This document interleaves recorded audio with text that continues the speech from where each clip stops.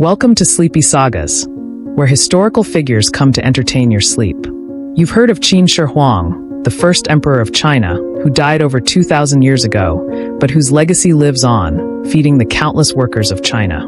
You see, while he may be gone, the upkeep and exploration of his vast mausoleum ensures that his legacy lives on. It's like he never left, except, literally in death. But these lingering privileges don't prove he was a benevolent emperor. Far from it. Qin Shi Huang was one of the most brutal leaders in history, ruling with fear, suspicion, and an iron fist. And let's not forget the classic childhood trauma. Growing up as a political hostage, surrounded by power struggles, betrayals, and the constant need to prove yourself. It's almost like the formula for tyrannical rulers. Born into misery, betrayed, then turned into control freaks who will stop at nothing to maintain their power. It's a pattern you'll recognize throughout history. From Tiberius to Ivan the Terrible, from Henry VIII to Stalin, those who felt threatened as children tend to grow up to be the most cynical and ruthless dictators. And Qin Shi Huang? Well, he was no exception. If you like this video, don't forget to like and subscribe so we have more motivation to produce better quality products. And now, let him entertain your sleep. Chapter 1: Early Life and Political Background, Shaping His Character.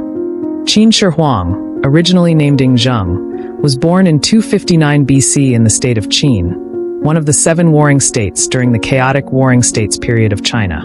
His early life was not one of privilege or peace, but rather one of instability, suspicion, and manipulation. While most future monarchs are born into their right to rule, Zheng's ascent to power was far from straightforward. As a child, he faced the harsh realities of political power struggles long before he ever set foot on the throne. His formative years were spent not in the luxury of a royal palace, but as a political hostage in the state of Zhao. This early captivity would leave an indelible mark on his personality, setting the stage for the ruthless, authoritarian rule that would define his reign as the first emperor of China. At the time of his birth, the Qin state was still in the midst of its ambitions to unify the fragmented Chinese world. Zheng's father, King Zhuangsheng of Qin, was a monarch with significant political aspirations, though his reign was relatively short. As fate would have it, the young Prince Zheng's early years were marked by the uncertainties and intrigues of court politics. Upon his father's sudden death in 247 BC, Zheng was thrust into a precarious position as the king of Qin, despite being only 13 years old. The immediate challenge, however, was not just ruling the state, but surviving the dangerous political landscape that surrounded him. Zheng's situation was further complicated by the political realities of the warring states period. His claim to the throne was contested by many within the Qin court, as well as by other powerful states. When Zheng's father died, he had yet to gain the respect or trust of Qin's ruling class. To secure his power, the boy king's advisors, in a move that would shape his early years, decided to send him to the state of Zhao as a hostage. This was a common practice in the period to ensure political stability, especially when one side was negotiating treaties, alliances, or consolidating power. A child from the royal family was sent to the rival state to ensure that their parent would not betray their agreements, knowing full well that harming or detaining the hostage would result in disastrous consequences. Zheng's time in Zhao was no ordinary diplomatic visit. It was a politically charged experience, meant to demonstrate the fragility of his position as a mere child with little to no ability to command authority. He spent several years in the state of Zhao, living under the watchful eye of Zhao's court, without the comfort or guidance of his family or advisors.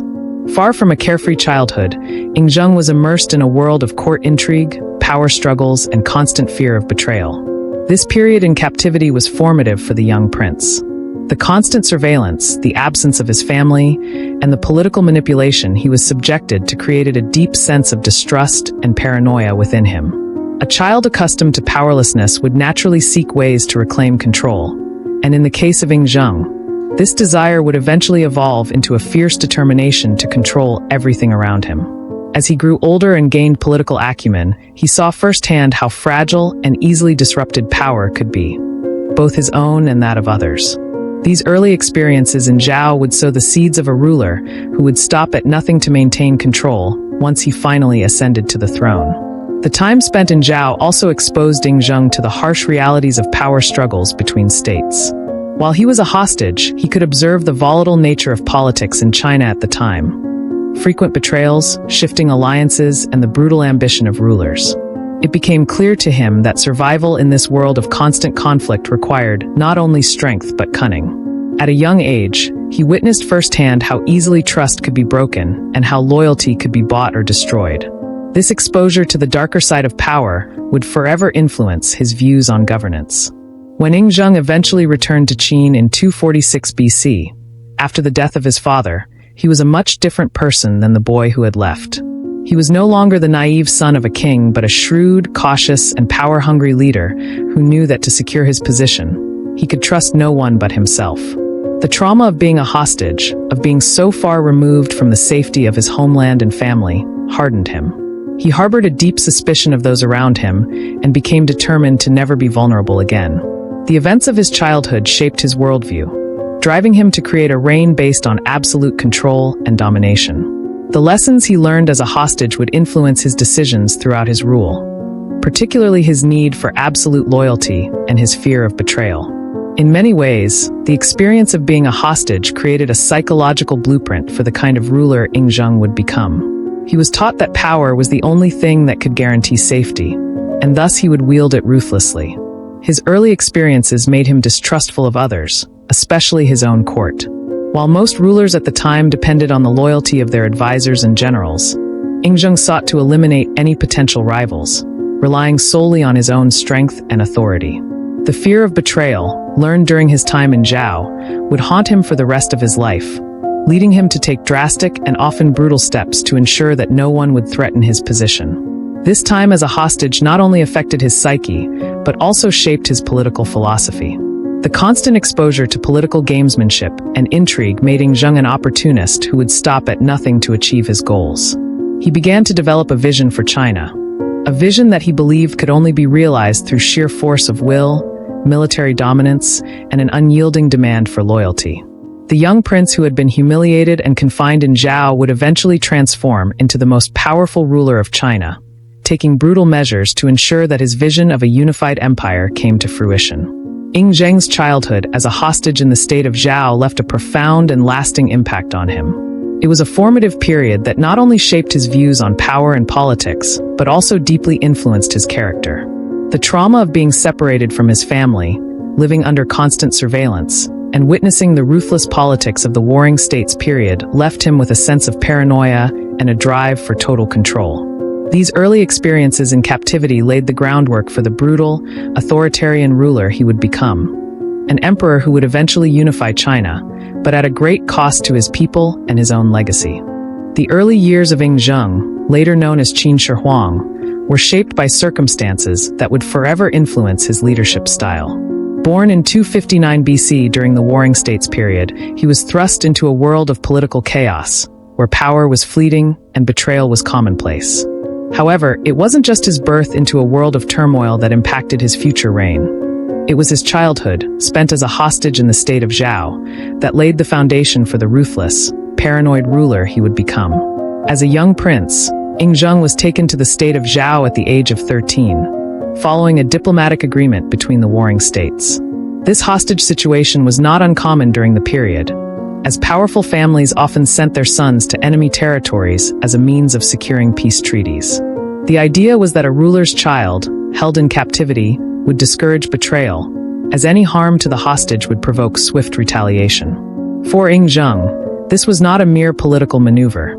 It was a formative experience that would mold his character in profound ways. Living as a hostage was far from a comfortable existence.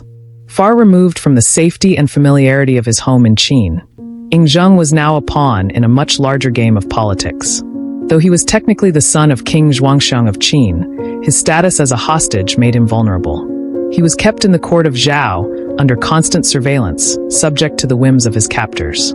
This life of confinement and uncertainty left a lasting mark on him. At a time when most young heirs were surrounded by tutors, family, and the opportunity to develop their leadership skills, Yingzheng was alone, forced to navigate a world where trust was scarce and loyalty even scarcer.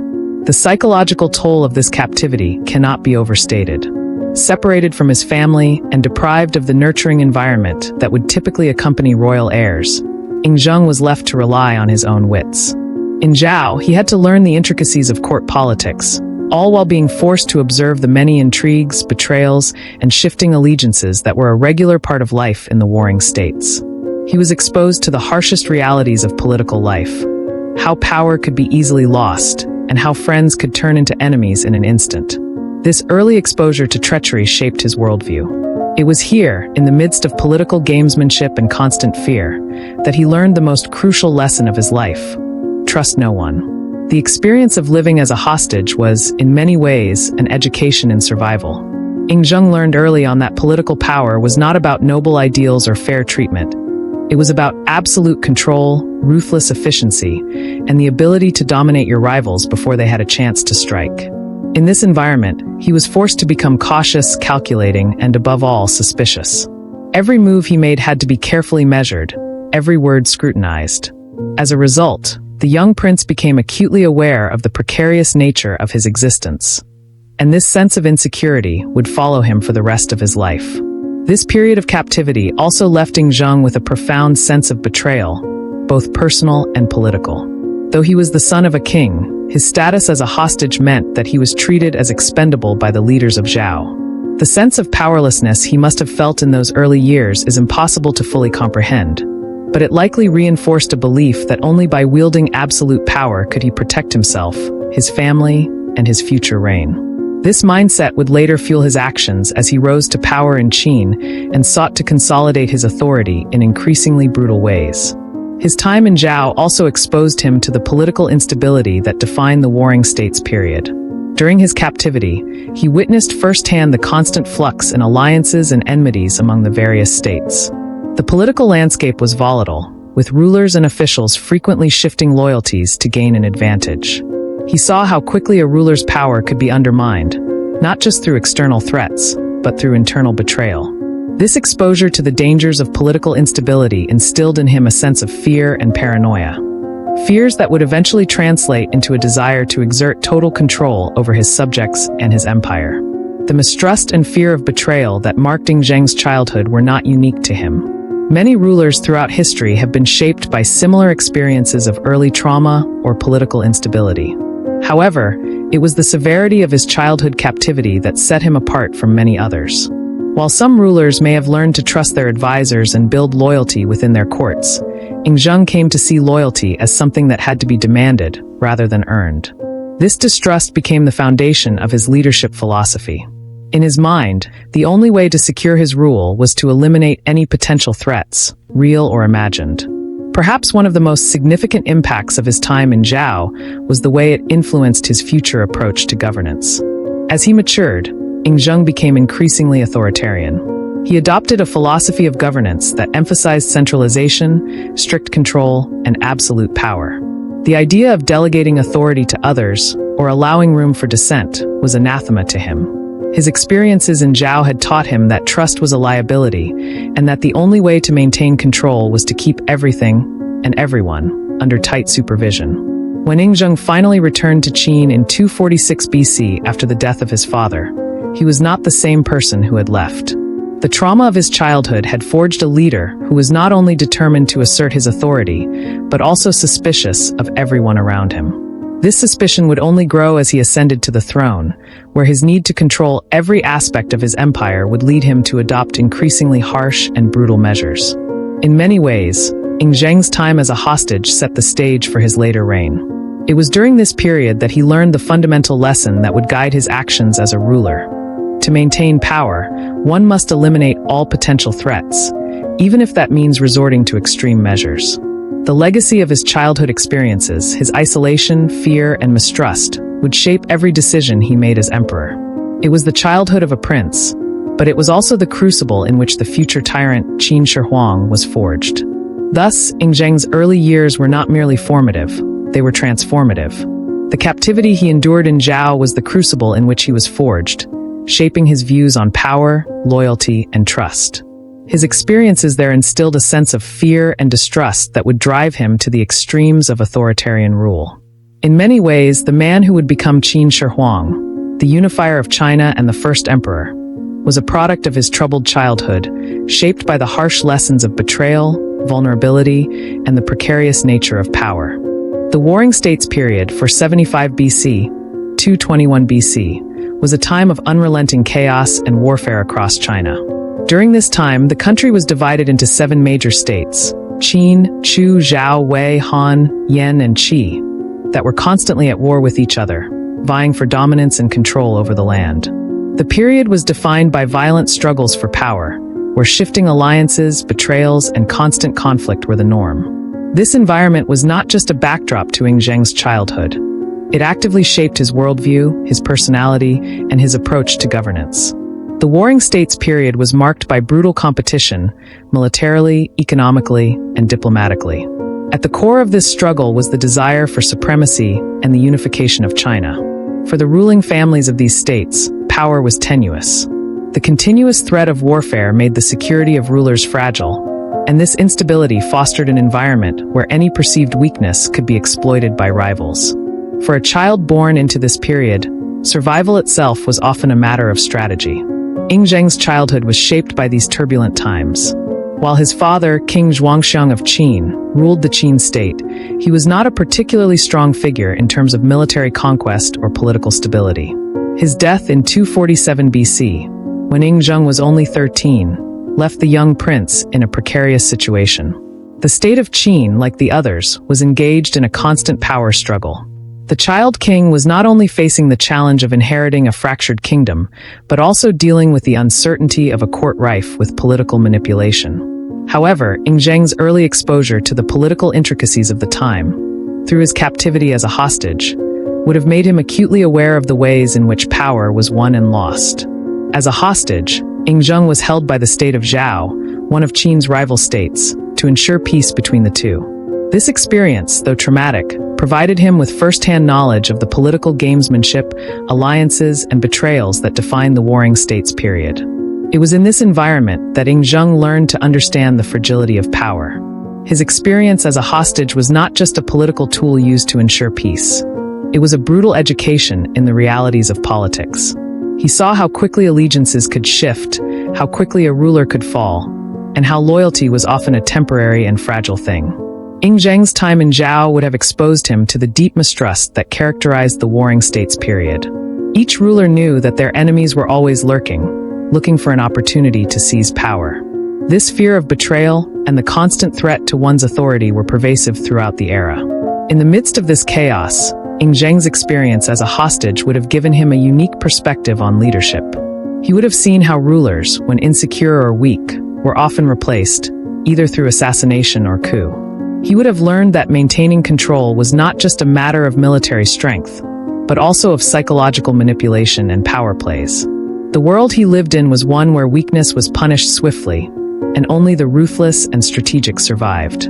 This environment would have shaped his character, making him paranoid, distrustful, and determined never to be vulnerable again.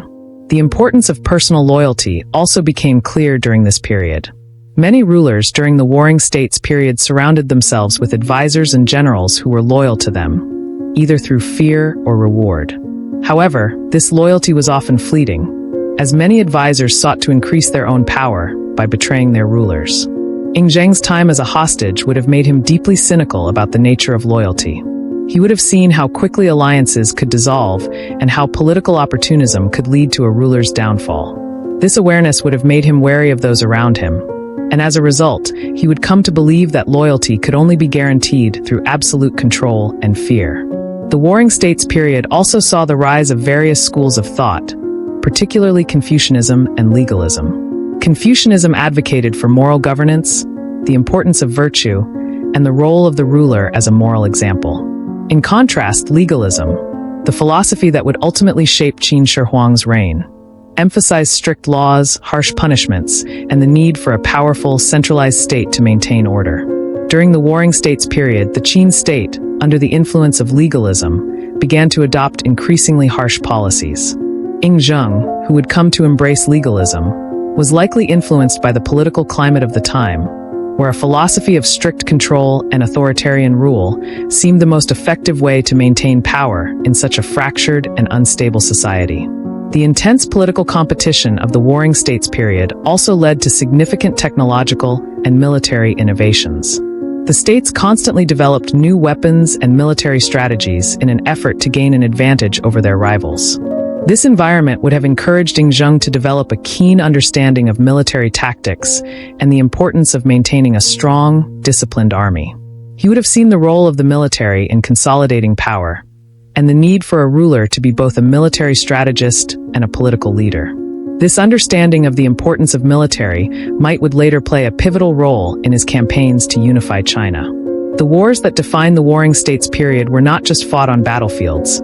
They were also fought in the courts, where alliances were forged and broken. Zheng would have witnessed firsthand how a ruler's survival depended on not just military prowess, but also the ability to outwit rivals, secure loyalty, and manage the complex web of political relationships. This realization, that power was not just a matter of military might, but of strategic thinking and political maneuvering, would shape his approach to governance once he became emperor. By the time Zheng returned to Qin after his father's death, he was not just a young prince. He was a hardened survivor, shaped by the lessons of the Warring States period. The world he entered was one of constant instability, where power could be lost in an instant and trust was a luxury few could afford. He knew that in order to secure his rule, he would need to be more than just a competent ruler. He would need to be a strategist, a master of both military and political manipulation. The environment of the Warring States period, with its constant warfare, betrayal, and shifting alliances, created the perfect crucible for the man who would become Qin Shi Huang, the first emperor of China. The Warring States period was not just the historical context for Zheng's rise to power. It was the formative backdrop that shaped his worldview. The political chaos, constant threats to power, and the brutal competition between the states taught him crucial lessons about the fragility of authority and the need for total control. These lessons, combined with his experience as a hostage, set the stage for the ruthless and paranoid ruler he would become. The historical context of his early life was not just a passive influence. It actively molded him into the leader who would go on to unify China, using methods that would forever be remembered as both brutal and transformative. Chapter 2: Ascension to the Throne and Sense of Insecurity, the Power Struggle. The ascension of Zheng to the throne of Qin at the young age of 13 is a pivotal moment in his life, one that shaped his future approach to leadership and governance. However, this moment was not one of celebration or smooth transition. Rather, it was marked by political intrigue, power struggles, and an overwhelming sense of insecurity that would continue to haunt him throughout his reign. When King Zhuangxiang of Qin, Zheng's father, passed away in 247 BC, the young prince was thrust into a volatile political situation. Though he was the rightful heir, Zheng's position was far from secure. At only 13, he lacked the experience and influence necessary to consolidate power in a state that had already seen its share of internal conflict. He had few allies in the Qin court, and the political landscape was rife with challenges. There were factions within the court vying for control, and many saw the new king as weak and incapable of ruling effectively. During this time, the court of Qin was dominated by the power struggles between noble families, officials, and military commanders. While Zheng had the formal title of king, he was still a child, and his ability to wield real power was limited. To protect his rule, he was surrounded by a group of ministers, advisors, and generals, many of whom had their own ambitions and were ready to take advantage of the boy king's inexperience. The situation was precarious, and the young prince's survival depended on how well he could navigate these dangerous political waters. Moreover, Zheng's ascent to the throne was complicated by the presence of other claimants and potential rivals to the Qin crown. These included influential figures from within his own family, as well as powerful factions within the state who were eager to control the throne for themselves.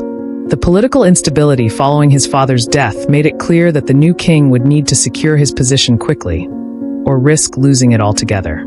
For Zheng, this meant that he had to become not just a ruler in name, but a ruler in fact. He had to prove himself capable of commanding authority and quelling any attempts to undermine his rule. As a young man who had already experienced the harshness of political life as a hostage, Zheng was deeply aware of the fragility of power.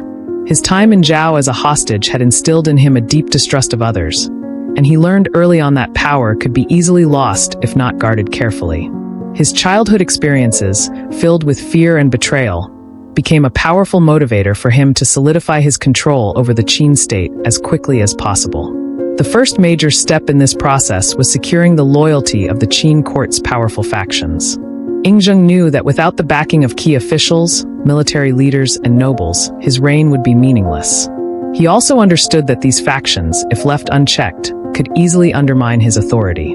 In the face of this challenge, he quickly began to assert his dominance over the court. The young king was not content with merely being a figurehead. He sought to establish himself as a ruler with real power. To accomplish this, Yingzheng relied heavily on his regent, Lu Buwei, who had been a trusted advisor to his father. Lu Buwei was an influential figure in Qin's court and was initially a strong supporter of Yingzheng's ascension. However, as time passed, Lu Buwei's ambitions began to grow, and he started to see himself as the real power behind the throne. This growing tension between the two would mark a turning point in Yingzheng's life, pushing him further down the path of suspicion and ruthless governance. Yingzheng's growing sense of insecurity made him increasingly paranoid, and he soon realized that he could not afford to allow anyone to challenge his authority. In his early years on the throne, Yingzheng took the bold step of purging his court of potential threats. He ordered the execution of some of his most trusted officials, including those who had once served his father. These actions, while extreme, were in line with the lessons he had learned as a hostage.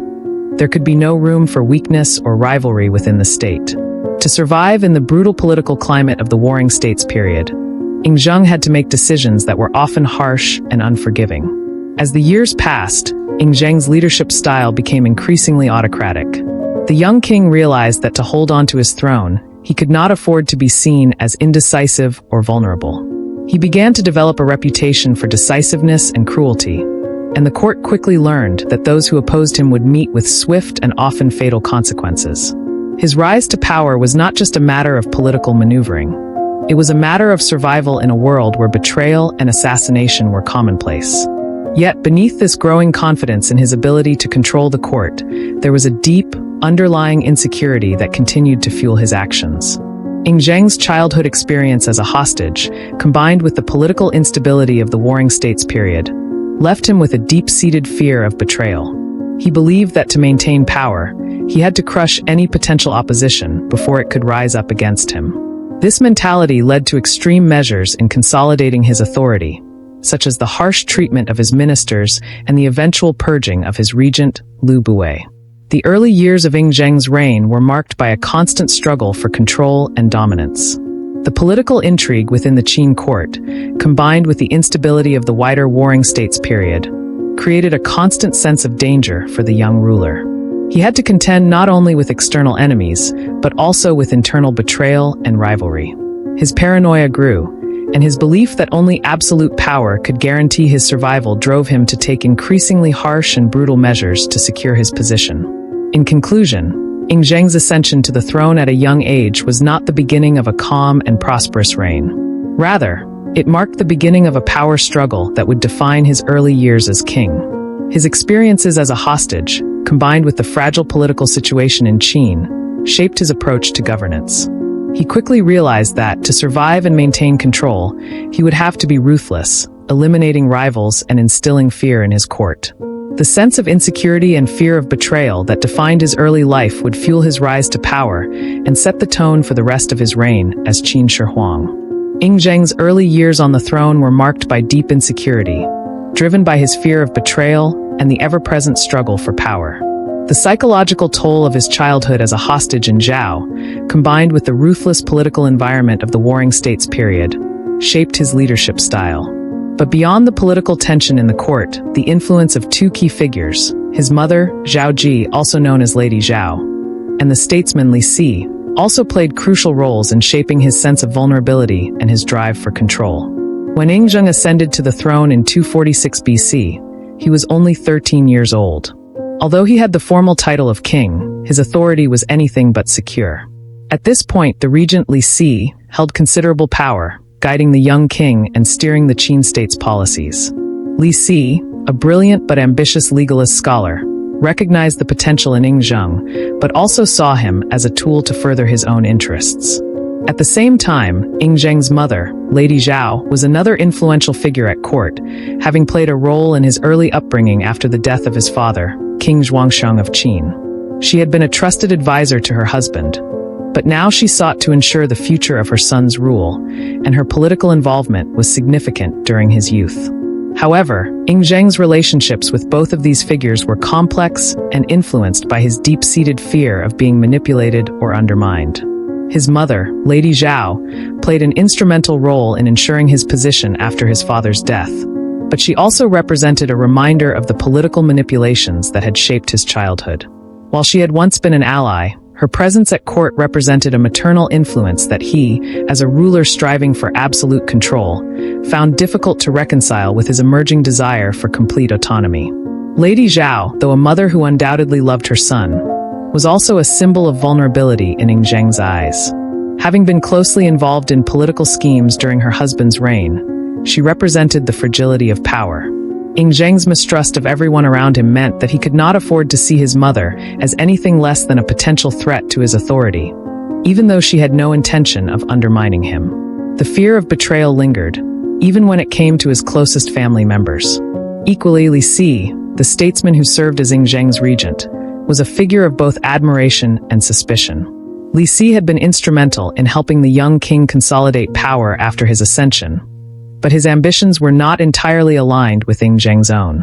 Li Si was a brilliant strategist who pushed for numerous reforms, but Zheng viewed him with growing suspicion, worried that the regent might seek to consolidate his own power at the king's expense. This constant tension created an atmosphere of paranoia that consumed the young king, further complicating his political situation. However, it was the death of a figure in Zheng's life that truly highlighted his sense of powerlessness despite his growing rule. His beloved concubine, A Fong. A Fong, often said to be the one person Zheng deeply cared for and loved, died under mysterious circumstances during the height of his reign. The incident was not merely a personal loss for the emperor, but a symbolic blow to his psyche, further deepening his fear of betrayal and the frailty of those he loved. A Fong's death, particularly the fact that Zheng could do nothing to prevent it, starkly reminded him of the limits of his power. Even as the ruler of an empire, there were forces beyond his control. A Fong was rumored to be one of his most cherished companions, and her death left a profound impact on Zheng. For a ruler so fixated on power, the inability to protect someone close to him served as a painful reminder that no matter how tightly he controlled his empire, there were still aspects of life that eluded his grasp. This emotional vulnerability, combined with the political instability in his court, fueled his growing paranoia and need for absolute control. His drive for total domination was not just about unifying China. It was also an attempt to gain control over every aspect of his life, including the people he loved. In the wake of A Fong's death, Zheng's political actions took on an even more ruthless edge. His paranoia deepened, and he began to see potential threats everywhere. As a result, he implemented even more drastic measures to secure his position. This included the further isolation of his court from external influences, including the removal of those who were once trusted advisors. He turned to increasingly severe punishments for perceived insubordination, pushing away anyone who might challenge his authority, whether through personal ambition or disloyalty. The tragic loss of A Fong, though personal, became a catalyst for the totalitarian approach he would adopt for the rest of his reign. The events surrounding A Fong's death, along with his mistrust of his mother and Li Si, exposed a central tension in Zheng's rule. While he yearned for control, the more power he consolidated, the more isolated and paranoid he became. His emotional vulnerabilities, particularly the loss of someone close to him, made him even more resolute in his belief that to survive, he could trust no one, not even those who had been closest to him. His childhood, spent in captivity, had taught him the dangers of vulnerability, and A Fong's death solidified his resolve to eliminate any weakness, no matter the cost. The period following Zheng's ascension to the throne was defined by a sense of insecurity that permeated all aspects of his rule. His relationships with those around him, his mother, Li Si, and even his beloved concubine, were marked by an underlying fear of betrayal. This insecurity drove him to adopt increasingly authoritarian measures, and the death of A Fong highlighted the deep emotional wounds that would shape his leadership. Despite his growing power, he was haunted by the fragility of life and the limits of his control, which ultimately pushed him further down the path of ruthless, paranoid governance.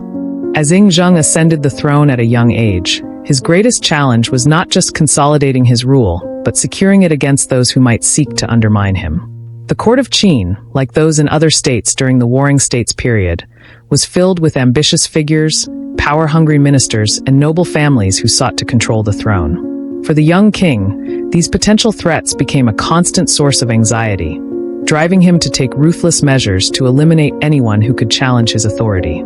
At just 13 years old, Yingzheng inherited not only the title of king, but also the dangers associated with political power. The Qin court was filled with factions, each vying for influence over the new king. The regent Li Si had significant control over the court at the time, and although he was a loyal servant of the young king, his growing influence and ambitions quickly became a concern for Yingzheng. As a young ruler, Yingzheng was acutely aware that any weakness on his part could easily be exploited by those around him. His childhood experiences as a hostage, where he had seen the brutal effects of betrayal and political manipulation, fueled his paranoia and suspicion.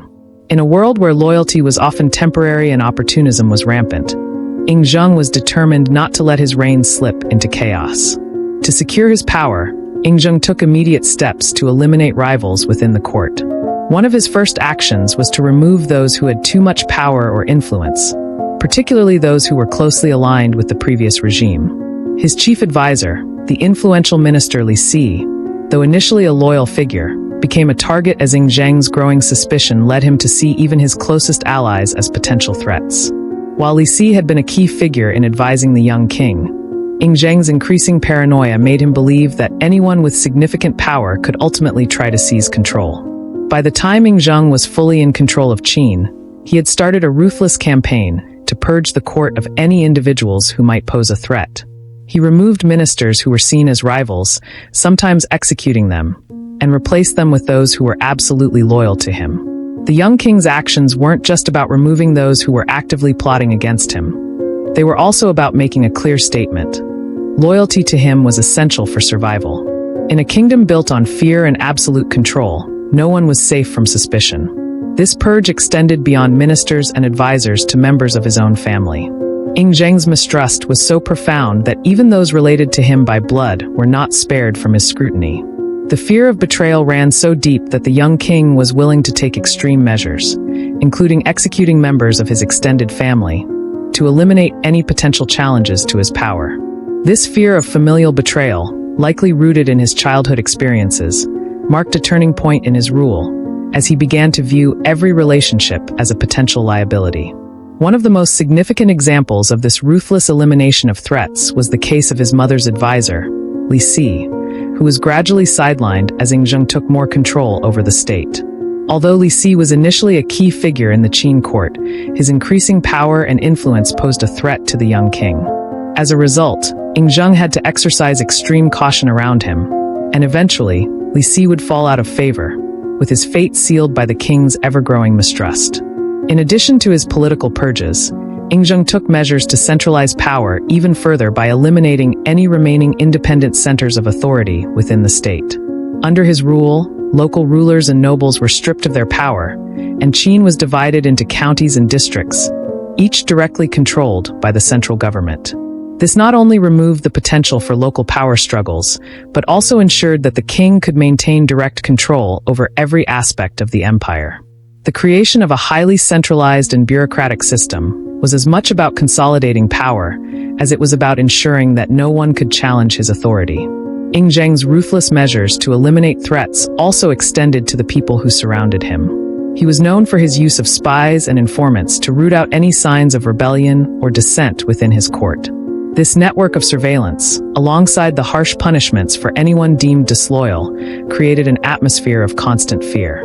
The king ruled not just through laws and decrees but through terror, making it clear that any hint of opposition would be met with swift and brutal retribution. The theme of betrayal continued to haunt Yingzheng throughout his reign. The execution of political rivals, even those who had once been loyal, became a common tool for maintaining control.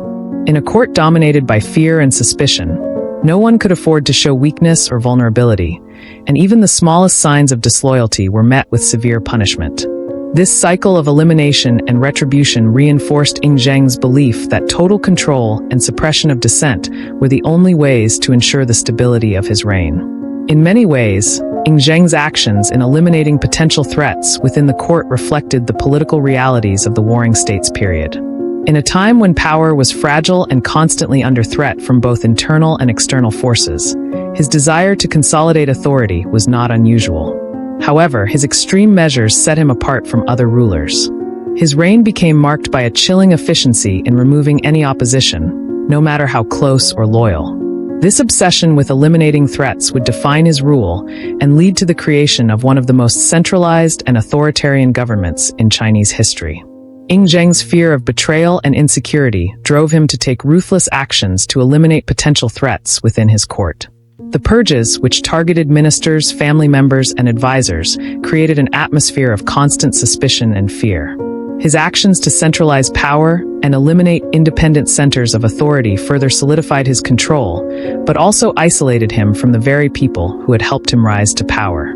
His deep-seated paranoia and inability to trust anyone, even those closest to him, ultimately shaped his leadership style and set the stage for the autocratic rule that would define his reign as the first emperor of China. Chapter 3: Unification of China, a brutal journey to maintain power. When Ing Zheng ascended the throne as the king of Qin, the world around him was defined by chaos, with 7 competing states warring for supremacy. This was the Warring States period, a time of almost constant conflict in China.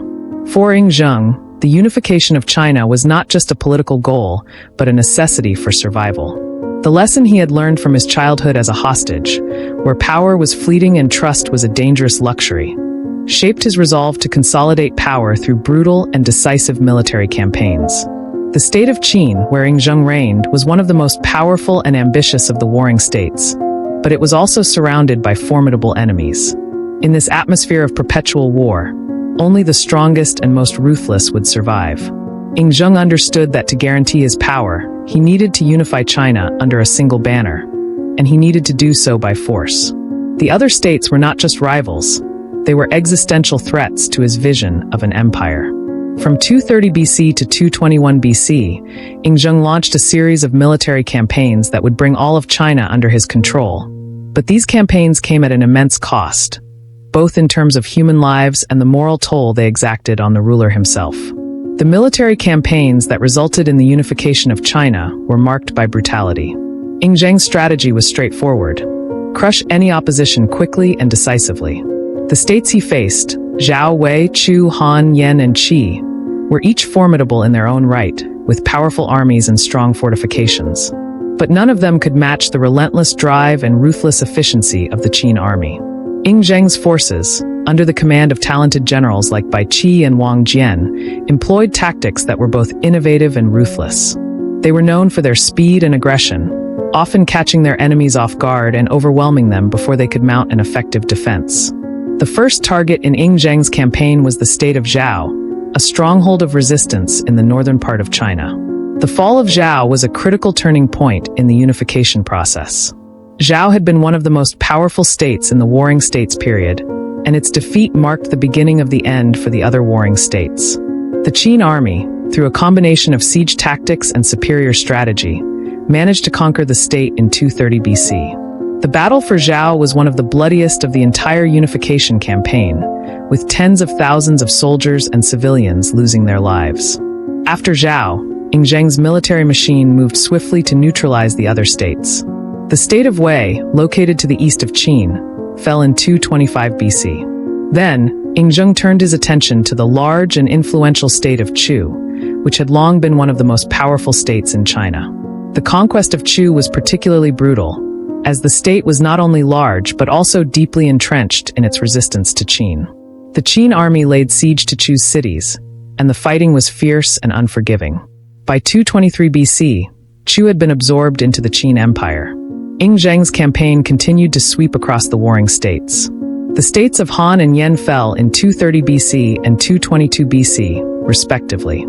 Finally, the state of Qi, the last remaining rival, was defeated in 221 BC. By the time he had completed his conquests, Ing Zheng had become the ruler of a unified China.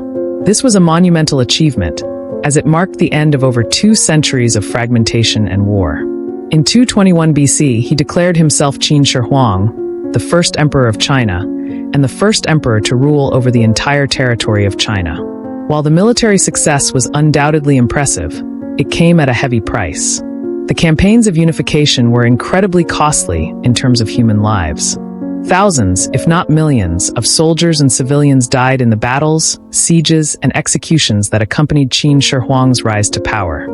The Qin army employed harsh tactics, including scorched earth policies, massacres of captured soldiers, and the forced relocation of populations. Entire cities were destroyed, and countless civilians were killed or enslaved. The brutality of these campaigns was unprecedented, and the suffering caused by the war had lasting effects on the population. In addition to the high human toll, the campaigns also involved heavy conscription of labor.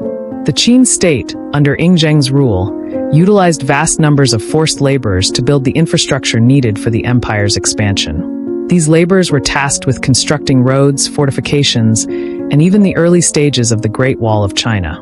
The labor was grueling, and many died under the harsh conditions. Ing Zheng's obsession with control extended beyond the battlefield, as he sought to ensure that the infrastructure necessary for his empire's administration was in place. Despite the brutality and the immense cost of these campaigns, Ing Zheng's unification of China is often viewed as a major achievement in Chinese history. The consolidation of the 7 warring states into one empire brought about a degree of stability and order that had not existed for centuries. Ing Zheng's victory ensured that China would no longer be fragmented by internal conflict, allowing for centralized governance, standardized laws, and a unified culture. His reign laid the foundation for the development of imperial China and set the stage for the long-lasting power of the Qin dynasty. However, while the unification of China was a historical turning point, the means by which it was achieved left a dark legacy. Ing Zheng's reign, built on bloodshed and conquest, was characterized by extreme authoritarianism. The emperor ruled with an iron fist, eliminating rivals and dissent through force and fear. His legacy, while cementing China as a unified entity, was also marked by a reign of terror and oppression. The very stability he created was often maintained through fear, and the people of his empire paid a heavy price for the peace and order that followed. The military campaigns of Ing Zheng during the Warring States period were brutal, efficient, and decisive. His resolve to unify China was driven by a combination of personal ambition and political necessity. The violent methods he employed to achieve his goal left an indelible mark on the history of China, shaping the future of the empire, but also creating a legacy of suffering. Ing Zheng's military prowess and strategic brilliance were key factors in his success, but they were also inseparable from the ruthless tactics that defined his rule as the first emperor of China. The military campaigns led by Qin Shi Huang during the Warring States period were not only essential in achieving the unification of China, but were also marked by extreme brutality. The methods employed by the Qin army were designed to be swift, decisive, and utterly relentless. The overarching aim was not just to defeat enemy forces, but to instill such fear and devastation that no resistance would dare challenge Qin's authority. Ing Zheng, determined to secure his reign, adopted military tactics that would both break the will of his enemies and leave an indelible mark on the history of Chinese warfare. One of the most striking features of the Qin military strategy was its use of total war. Total war in this context meant that every part of the opposing state, its military, its infrastructure, and even its civilian population, was considered a legitimate target. The Qin army was notorious for its use of scorched earth tactics, where entire regions were destroyed, leaving nothing behind but ashes. The goal was not merely to win battles, but to break the spirit of the enemy and prevent any recovery. Towns and cities were burned to the ground, and agricultural fields were devastated, ensuring that even after a military victory, the opposing state would be left unable to feed its people or rebuild. This strategy was not without its cost. The human toll of these campaigns was immense. In one of the most famous instances of brutality, the Qin forces under Ing Zheng's command obliterated the city of Jiulu, a stronghold of resistance, in 232 BC. The defenders, numbering in the thousands, were mercilessly slaughtered, and the city was razed.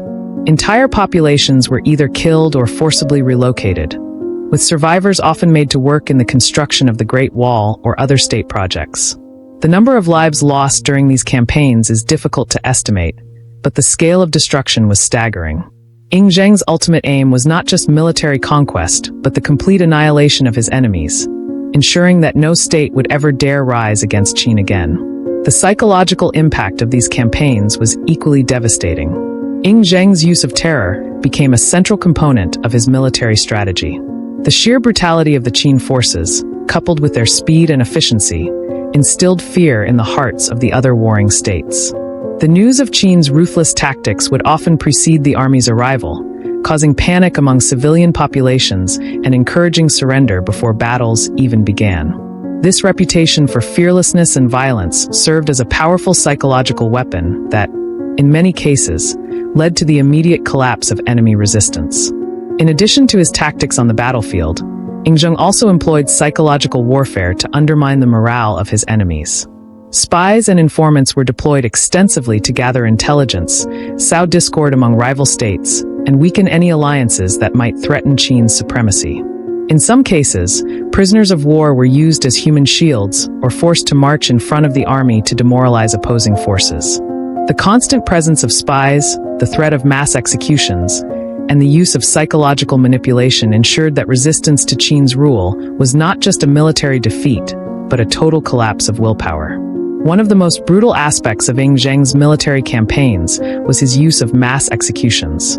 Prisoners of war, as well as civilians who were deemed uncooperative, were often executed in the most horrific ways. The Qin forces had no qualms about executing thousands of captured soldiers or enemy civilians, sometimes in public displays designed to send a clear message to the population.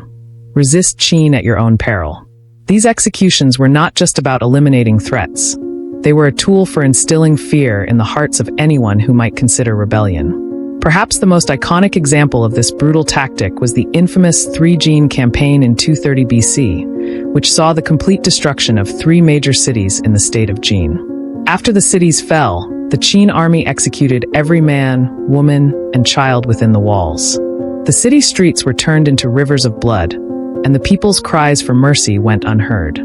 This massacre, though exaggerated in later records, symbolized the extreme measures Ing Zheng was willing to take to ensure that his empire was never threatened again. Beyond the battlefield, Ing Zheng's approach to conquest extended to his treatment of conquered populations. After defeating enemy states, he often subjected the populations to harsh treatment. Many were forced into labor, particularly in the construction of monumental projects like the Great Wall and the elaborate tomb that would later house his famous terracotta army. The forced labor involved grueling conditions, with many workers succumbing to exhaustion, illness, or brutality at the hands of their overseers. These projects, while symbolizing Qin Shi Huang's power, were built on the backs of those who had little choice but to comply with the emperor's demands. The sheer scale of the Qin army's brutality was not just a reflection of Ing Zheng's strategic genius, but also a result of his personal philosophy. He viewed his enemies, and even his own people, as tools to be used in the pursuit of unification. Compassion was a luxury he could not afford. For Ing Zheng, control and order were paramount, and achieving them required eliminating any obstacle, regardless of the cost. His use of terror, fear, and brutal military tactics created an empire that was unquestionably unified, but it was also one built on suffering and oppression. In conclusion, the military campaigns that led to the unification of China under Ing Zheng were defined by unparalleled brutality.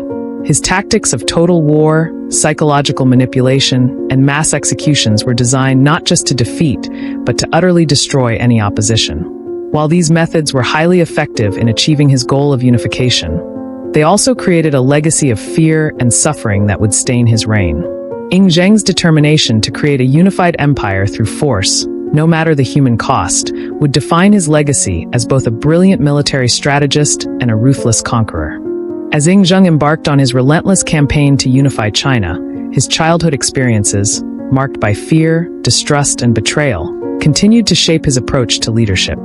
His desire to consolidate power and eliminate threats was not just driven by ambition, but by a deep-rooted fear of betrayal that had been ingrained in him from his early years as a hostage. This fear of betrayal became a driving force behind his military campaigns and the harsh methods he employed to maintain control over his newly conquered empire. Betrayal was not a mere abstract concept for Ing Zheng. It was a constant, personal reality that he had faced since childhood. As a young prince, he had been taken as a hostage by the state of Zhao, where he lived under constant surveillance, away from his family and the safety of his homeland. In this environment, loyalty was scarce, and the fear of being abandoned or betrayed was ever present. The memory of these experiences would haunt him throughout his life, fueling a need to control and secure his rule through absolute loyalty and ruthless actions. As Ing Zheng's military campaigns continued, the constant theme of betrayal seemed to follow him. Conquering each of the warring states came with not just military victories, but with the internal challenge of maintaining power over the leaders, officials, and populations of the conquered territories. The fear of betrayal was not confined to the battlefield. It extended to his court and advisors. Even those who had once been his most trusted allies were now potential threats in his eyes.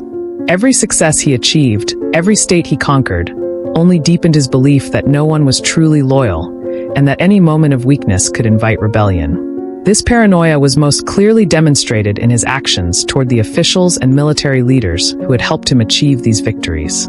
While many of these men had been instrumental in his success, Ing Zheng saw them not as loyal allies but as potential usurpers who could, at any moment, turn on him. The very people who had once pledged their allegiance to him now became, in his eyes, dangerous rivals. His fear of betrayal led him to mistrust even his closest advisors, and he began to view any challenge to his authority, no matter how small, as a threat that had to be eliminated. A prime example of this was his relationship with Li Si, one of the most prominent ministers during Ing Zheng's reign. Li Si was instrumental in the administration of the Qin state and had helped Ing Zheng consolidate power during his early years as king. However, as time went on, Ing Zheng began to grow suspicious of Li Si's growing influence. Li Si, a brilliant strategist and legalist philosopher, had his own ambitions and political vision for Qin, which at times conflicted with Ing Zheng's own. The tension between the two men was palpable, and Ing Zheng's mistrust grew, eventually leading to Li Si's downfall. Ing Zheng's fear of betrayal also manifested in his treatment of his own family. While many rulers would have surrounded themselves with loyal family members, Ing Zheng's experience as a hostage had made him hyper-aware of the dangers of familial ties. Even his mother, Lady Zhao, who had played a key role in securing his early position as king, was seen by him with suspicion. Lady Zhao had long been a powerful political figure, and her influence at court made her a potential rival in Ing Zheng's eyes. His need for total control drove him to take extreme measures to ensure that no one, not even his mother, could challenge his authority. This pervasive fear of betrayal also extended to the general population. In a state constantly on edge, where loyalty was constantly in question, Ing Zheng's government relied heavily on a network of spies and informants to monitor and control his subjects. The Qin state became a society of surveillance, where no one could trust anyone else. Anyone who was suspected of disloyalty, whether they were peasants, soldiers, or officials, was swiftly punished. Executions, forced labor, and public humiliation became tools used to enforce obedience and suppress any signs of dissent. Moreover, this obsession with control and the elimination of potential threats led to one of the most infamous actions of Ing Zheng's reign: the destruction of Confucian texts and the live burial of scholars. The burning of books and the killing of intellectuals was not just an attack on knowledge, but a calculated move to prevent the spread of ideas that could inspire rebellion or challenge his rule. By eliminating the intellectual opposition, Ing Zheng sought to remove any ideas that might foster disloyalty or undermine his absolute power. It was a direct response to his deep-seated fear of betrayal, an attempt to control not just the actions of his people, but their very thoughts. As the campaigns to unify China progressed, Ing Zheng's mistrust and paranoia only deepened. His experience as a hostage and the constant threat of betrayal shaped his worldview and became a defining characteristic of his rule. Even after achieving his goal of unifying China, the fear of betrayal did not dissipate. Instead, it became an integral part of his leadership style, pushing him to further centralize power, remove any potential threats, and create a government where loyalty was demanded rather than earned. The consequences of this paranoid leadership style were far-reaching. While Ing Zheng successfully united China and established a centralized empire, his reign was marked by extreme authoritarianism and fear. His willingness to eliminate anyone he perceived as a threat, coupled with his obsession with loyalty, left a legacy of cruelty and repression. The empire he built was undoubtedly strong, but it was also built on a foundation of fear and suspicion. In conclusion, Ing Zheng's fear of betrayal, stemming from his childhood as a hostage, shaped his approach to power and governance. His military campaigns and his harsh treatment of family, ministers, and citizens alike were driven by a need to control and eliminate any potential threats. This paranoia defined his reign, pushing him to establish a government based on fear and absolute loyalty. While his efforts to unify China were ultimately successful, they came at the cost of personal relationships, intellectual freedom, and the lives of many of his subjects. His legacy as a ruler who feared betrayal at every turn remains one of the defining features of his reign. Chapter 4: Book Burning and Live Burials of Scholars, Controlling Thought. One of the most infamous acts of Qin Shi Huang's reign, and a defining feature of his authoritarian rule, was the 213 BC decree to burn books and bury scholars alive. This event is often seen as the culmination of his obsessive desire to control not only his empire's physical borders, but also its intellectual and cultural landscape. It was not just a political move, but a deeply symbolic one, reflecting the emperor's absolute need to maintain authority over every aspect of life, including thought itself. At the core of this brutal decision was the emperor's fear of losing control over the ideological fabric of his empire. In the years following his unification of China, Qin Shi Huang began to consolidate power further by instituting strict policies designed to eliminate any challenge to his rule. However, in doing so, he encountered a challenge that would prove far more insidious and harder to suppress than military forces: intellectual dissent. The Qin dynasty, under Qin Shi Huang's leadership, adhered primarily to the legalist school of thought, a strict, state-centered philosophy that emphasized law, order, and the absolute authority of the ruler. Legalism opposed the teachings of Confucianism, which focused on virtue, moral governance, and the role of a ruler as a moral example for his people. The Confucian emphasis on virtue and the power of moral example ran counter to Qin Shi Huang's belief that the emperor should wield absolute power, and that laws alone, rather than virtue or morality, should govern the people. As such, Confucian texts, along with works that promoted other ideologies, were seen as a threat to the emperor's vision of an ironclad, centralized state. To eliminate this intellectual threat, Qin Shi Huang ordered the destruction of all books that were not related to practical governance or agriculture. Books on history, philosophy, and literature, especially those associated with Confucianism, were specifically targeted. This mass book burning, one of the largest of its kind in history, was a drastic attempt to eradicate ideas that could potentially challenge or destabilize his rule. The goal was to create a uniform intellectual climate where only the emperor's ideology would flourish. By eliminating the texts that had helped shape China's intellectual and cultural heritage, Qin Shi Huang sought to suppress any ideological challenge to his reign. The burning of books was followed by a particularly brutal act of intellectual repression: the live burial of scholars. In 213 BC, following the book burnings, the emperor ordered the execution of 460 scholars who were accused of resisting his policies or preserving forbidden texts. These scholars, some of whom were renowned intellectuals and teachers, were buried alive as a warning to others who might dare to challenge the emperor's authority. This horrifying act was designed not just to punish these individuals, but to send a clear message to all intellectuals. Any challenge to the emperor's power, whether it be through words or ideas, would be met with brutal consequences. The live burials, along with the destruction of cultural and intellectual heritage, represented the height of Qin Shi Huang's authoritarianism. They showed how far the emperor was willing to go to ensure that his vision for China was not only politically, but also intellectually uncontested. The act of burning books was not merely a symbolic gesture. It was an expression of absolute control over the past, present, and future of Chinese thought.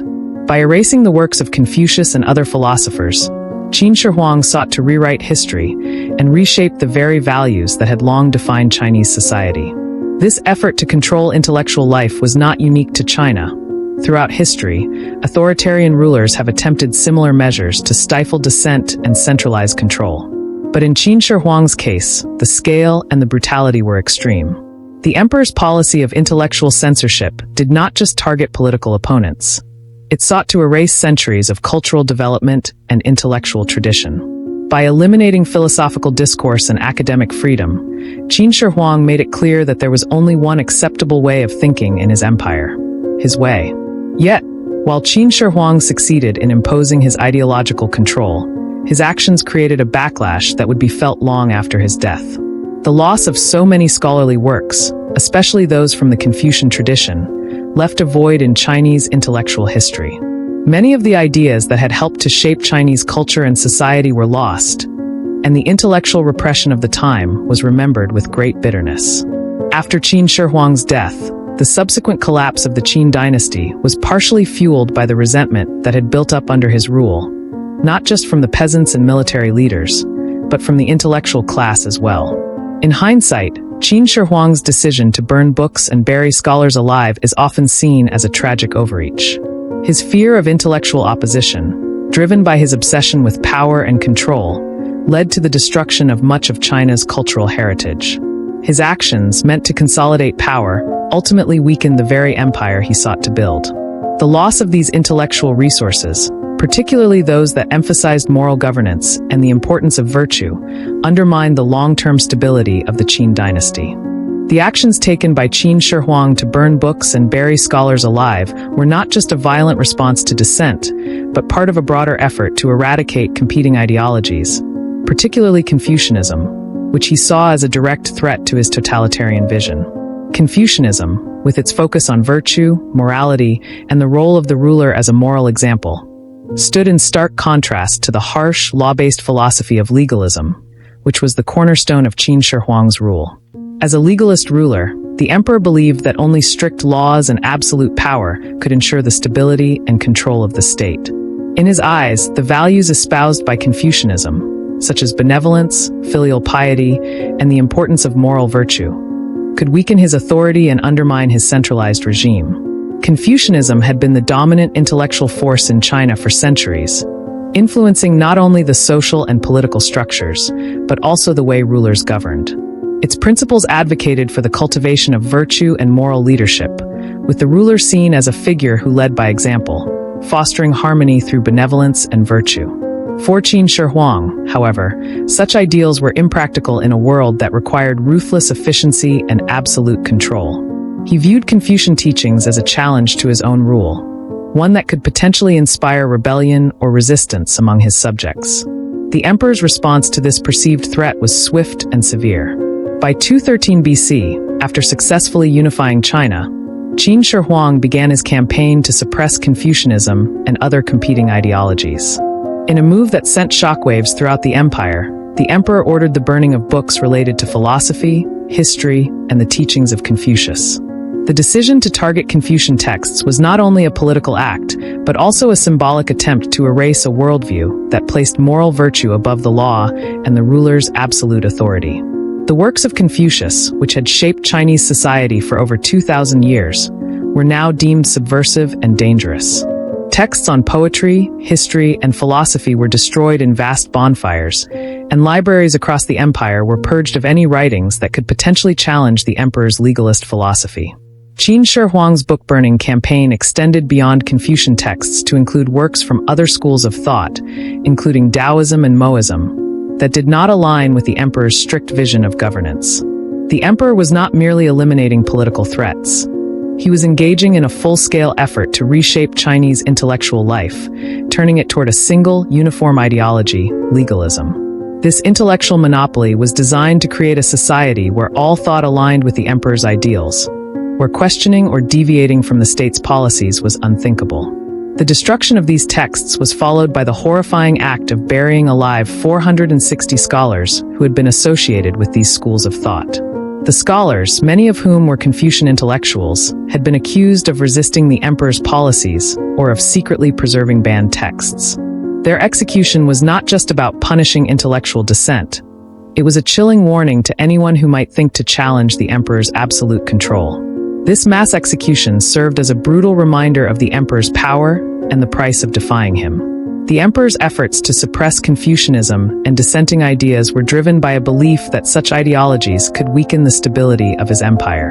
To Qin Shi Huang, the Confucian emphasis on morality and the ruler's moral duty undermined the principles of absolute control and legalism that he believed were necessary for the state to function. By eliminating the Confucian texts and silencing their proponents, Qin Shi Huang sought to eliminate any competing visions of governance that might inspire rebellion or encourage his subjects to question his authority.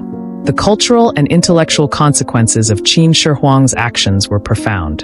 In his attempt to centralize control and impose a single, unifying ideology, he not only erased a rich tradition of thought, but also stifled the intellectual freedom that had long been a hallmark of Chinese civilization. The loss of these texts left a void in China's intellectual landscape, one that would not be fully filled until the revival of Confucianism centuries later.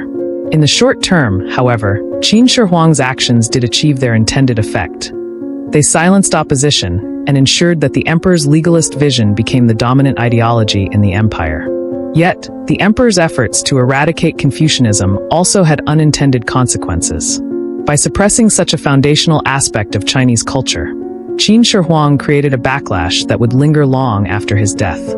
While his reign brought about the unification of China, it also sowed the seeds of resentment among intellectuals and scholars, many of whom saw his policies as a brutal attack on the cultural heritage of the Chinese people. These intellectuals were not just angry at the destruction of books.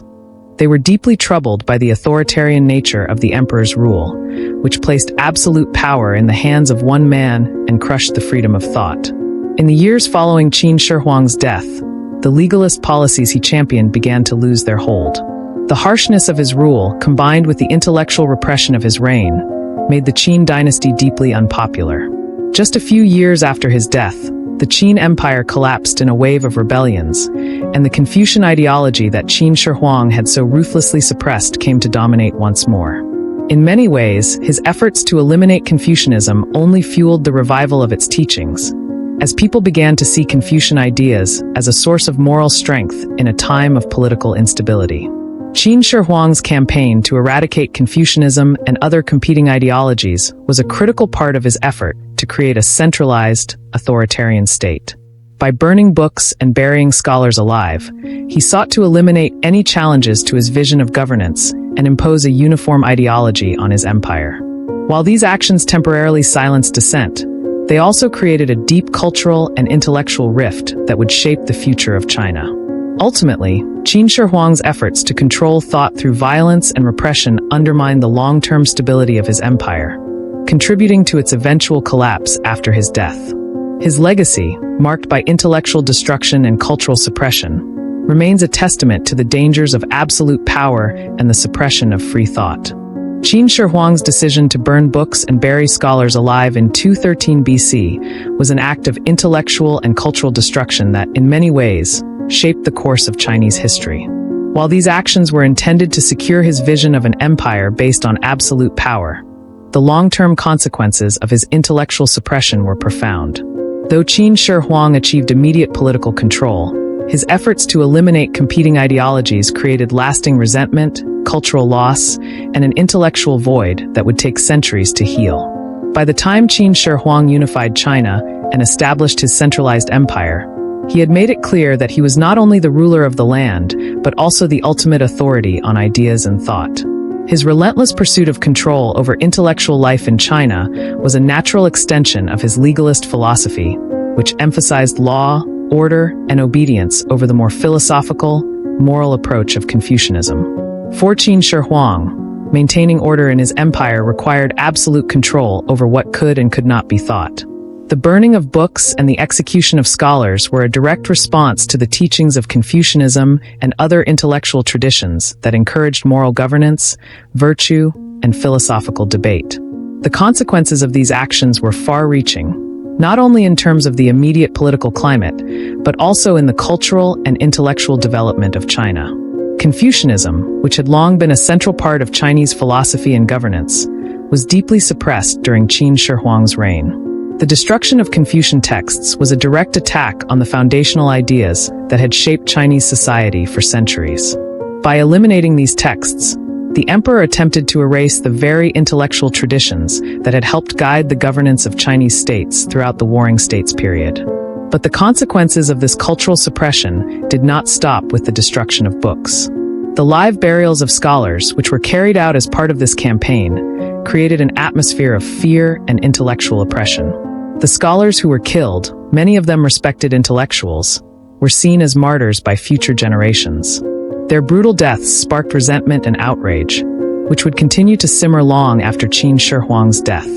These scholars, whose ideas had once been seen as essential to the moral and political fabric of society, were now silenced, and their knowledge was lost to history. Despite the emperor's attempt to stamp out Confucianism, these efforts ultimately backfired. The mass destruction of intellectual material created a void in the Chinese intellectual world. With the loss of many key works, the intellectual development of China was stunted for several generations. Confucianism, despite being suppressed during Qin Shi Huang's reign, did not disappear. Instead, it became a rallying point for future generations who sought to restore the intellectual traditions that had been lost. In the aftermath of the Qin dynasty's collapse, Confucianism was revived and became the dominant ideological force once again in China, particularly under the Han dynasty. Furthermore, the cultural and intellectual repression of Qin Shi Huang's reign set the stage for the widespread distrust of his regime. His policies of suppression created an atmosphere where ideas could not flourish, and those who dared to question the emperor's authority were silenced in the most brutal manner.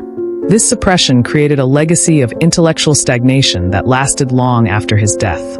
The intellectual elite, once free to express and debate ideas, were now fearful of punishment for dissenting views, and this fear stifled creativity and progress in the empire.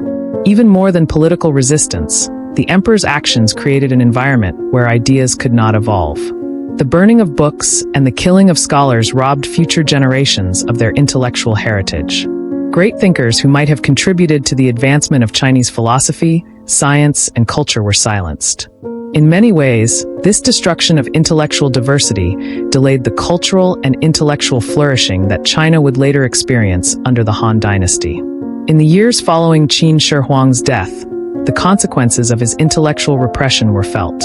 While the Qin dynasty itself collapsed in 206 BC, the policies of book burning and scholarly execution had set in motion a cultural shift. The intellectuals and scholars who survived his reign carried with them the memory of the emperor's brutal tactics. This contributed to the backlash against legalism, which had been Qin Shi Huang's guiding philosophy. As the Han dynasty rose to power, Confucianism was restored as the dominant ideology, not just as a philosophical system, but as the foundation for government and moral conduct. The Han emperors, while taking lessons from Qin Shi Huang's centralized control, would also work to reinstate the Confucian values of virtue, education, and moral leadership that had been suppressed during his reign. His attempts to control thought through the burning of books and the execution of scholars were short-sighted and ultimately counterproductive. While they allowed him to suppress immediate dissent and assert his ideological dominance, the long-term consequences were far-reaching. The cultural and intellectual repression of his reign created a lasting void, stifled progress, and fostered resentment that would contribute to the downfall of the Qin dynasty. In the aftermath of his rule, the revival of Confucianism and the eventual restoration of intellectual freedom marked the return of the very traditions that Qin Shi Huang had sought to destroy. The emperor's desire to control thought, rather than fostering unity, ultimately sowed the seeds of division and discontent, leaving a legacy of intellectual loss that would be felt for centuries. Chapter 5: Forced Labor and Building Grand Projects. The construction of the Great Wall of China remains one of the most enduring symbols of Qin Shi Huang's reign and his efforts to secure his empire. However, the building of the wall was not just a monumental feat of engineering. It was also a manifestation of the emperor's desire for absolute control and his brutal approach to governance.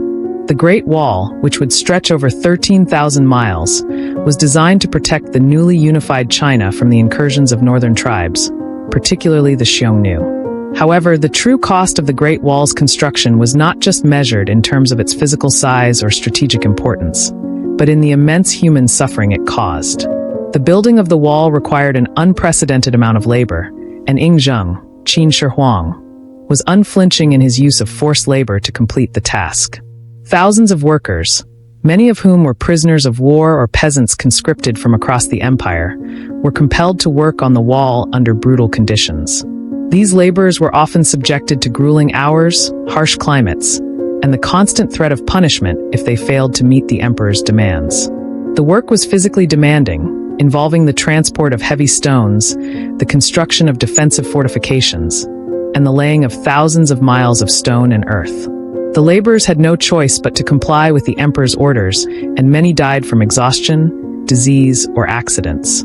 The sheer scale of the forced labor required to build the Great Wall was staggering. According to historical accounts, the emperor called upon entire regions of the empire to contribute workers to the construction effort. It is estimated that, over the course of the wall's construction, hundreds of thousands of workers were involved, with many serving for years on end. The use of forced labor was not unique to the wall's construction. It was a common feature of many of Qin Shi Huang's grand projects, including the creation of his elaborate tomb and other infrastructure projects throughout the empire. The emperor's unyielding drive to complete these projects, no matter the cost, reflected his broader philosophy of absolute power and control. While the construction of the wall was undoubtedly a strategic necessity for the defense of Qin, its construction also reflected the emperor's broader vision of unification. The wall, stretching from the eastern coast to the northern reaches of China, symbolized the extent of the emperor's power. It was not just a physical barrier against external threats. It was also a powerful statement of Qin Shi Huang's vision for a unified empire. The emperor sought to impose his authority not only through military conquest, but also through monumental projects that physically embodied his rule over the land. The Great Wall, in this sense, was both a practical defense system and a symbol of Qin Shi Huang's control over China. However, the cost of this monumental achievement was immense. The human suffering endured by the workers who built the wall was immense. Many of them were subjected to brutal conditions, including inadequate food, long hours, and the constant threat of punishment. The labor force was made up of peasants who were often forcibly conscripted from their homes and families, leaving their farms and livelihoods behind. Others were prisoners of war or criminals who were sentenced to labor as punishment.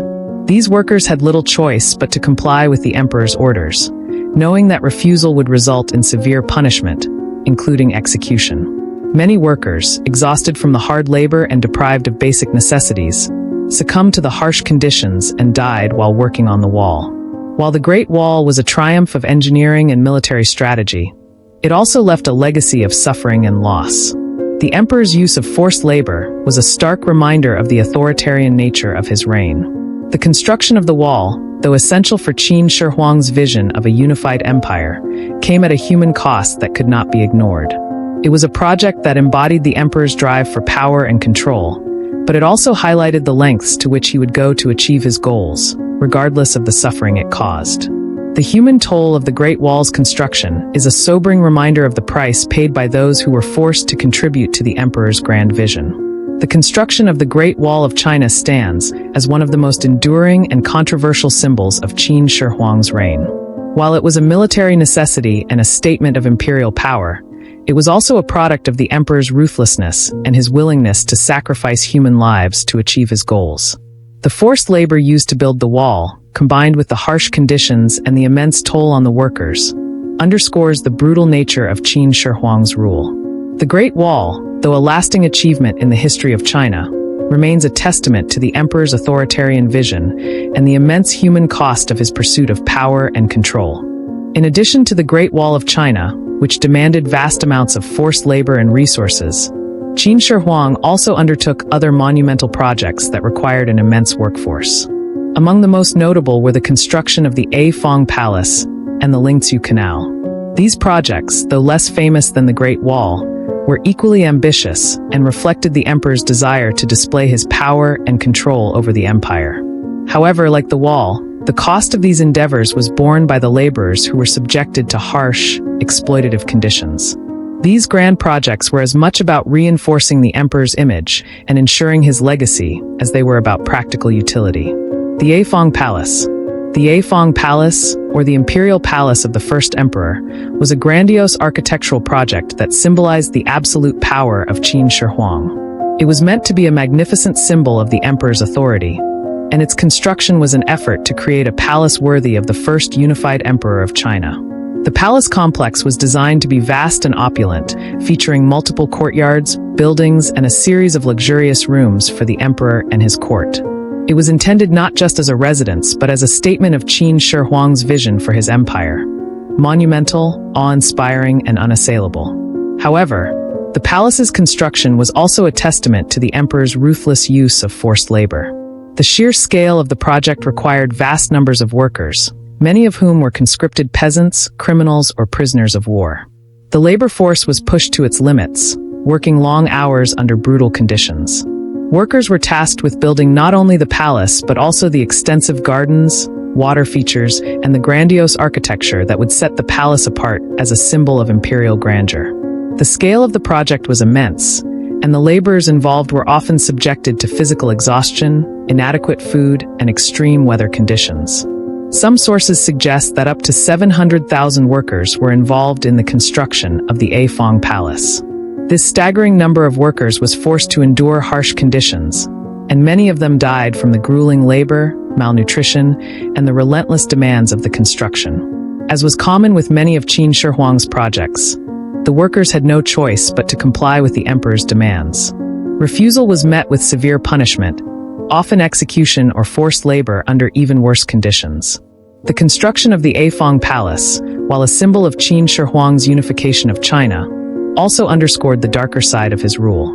It was a reflection of his desire to leave a legacy that would endure for centuries, one that would immortalize his achievements in the eyes of the people. However, the human cost of this endeavor was enormous. The lives lost during the construction of the palace were, in many ways, an afterthought to the emperor, who was primarily concerned with achieving his vision. The palace became a monumental expression of Qin Shi Huang's power, but it also embodied the oppression and suffering endured by those forced to bring it to life. The Lingzhou Canal. Another significant project under Qin Shi Huang's rule was the construction of the Lingzhou Canal, a feat of engineering that served both military and economic purposes. Located in the southern part of China, the canal was designed to connect the Xiang River with the Gan River, allowing for easier transportation of goods and troops. It was part of the emperor's broader vision of improving infrastructure to strengthen his empire and facilitate the movement of resources, including troops, across vast distances.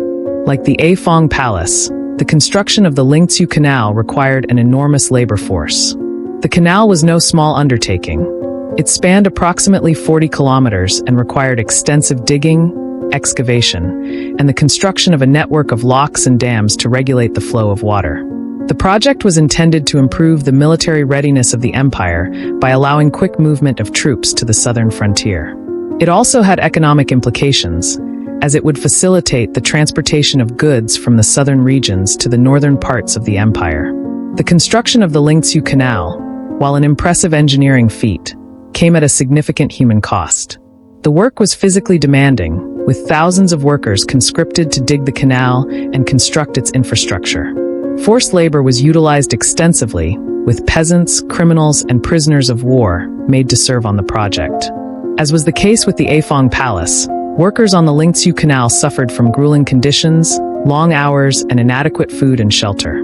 Many workers were pushed to their limits and died from exhaustion or disease during the canal's construction. The emperor's relentless pursuit of these grand projects demonstrated his willingness to sacrifice human lives in pursuit of his vision. The Lingzhou Canal, like the Afong Palace, was a symbol of Qin Shi Huang's power, a way of consolidating his empire and leaving a tangible legacy. The canal was built not just for practical purposes, but to show the strength and determination of the Qin Empire. Yet, the labor force that built it paid a heavy price, with countless workers suffering and dying in the name of imperial ambition. The legacy of forced labor. The construction of both the Afong Palace and the Lingzhou Canal reflected the extent to which Qin Shi Huang was willing to go to achieve his goals. These projects were grand symbols of his vision for a unified China, but they were also built on the backs of thousands of men and women who endured unimaginable suffering. The forced labor used in these projects was not limited to skilled workers or voluntary laborers. Peasants, criminals, and prisoners were all conscripted into service. The human cost of these endeavors was enormous, with many workers dying during the construction of these massive undertakings. Despite the grandeur of these projects, the emperor's obsession with control and perfection in his infrastructure led to widespread suffering. His belief in absolute power extended not only to the political realm, but to every facet of society, including the workforce that constructed his empire's monuments. These projects, while leaving a lasting physical legacy, also underscored the darker side of Qin Shi Huang's rule, the human cost of his vision. A Fong Palace and Lingzhou Canal was a reflection of Qin Shi Huang's ambition and desire to leave a lasting mark on history.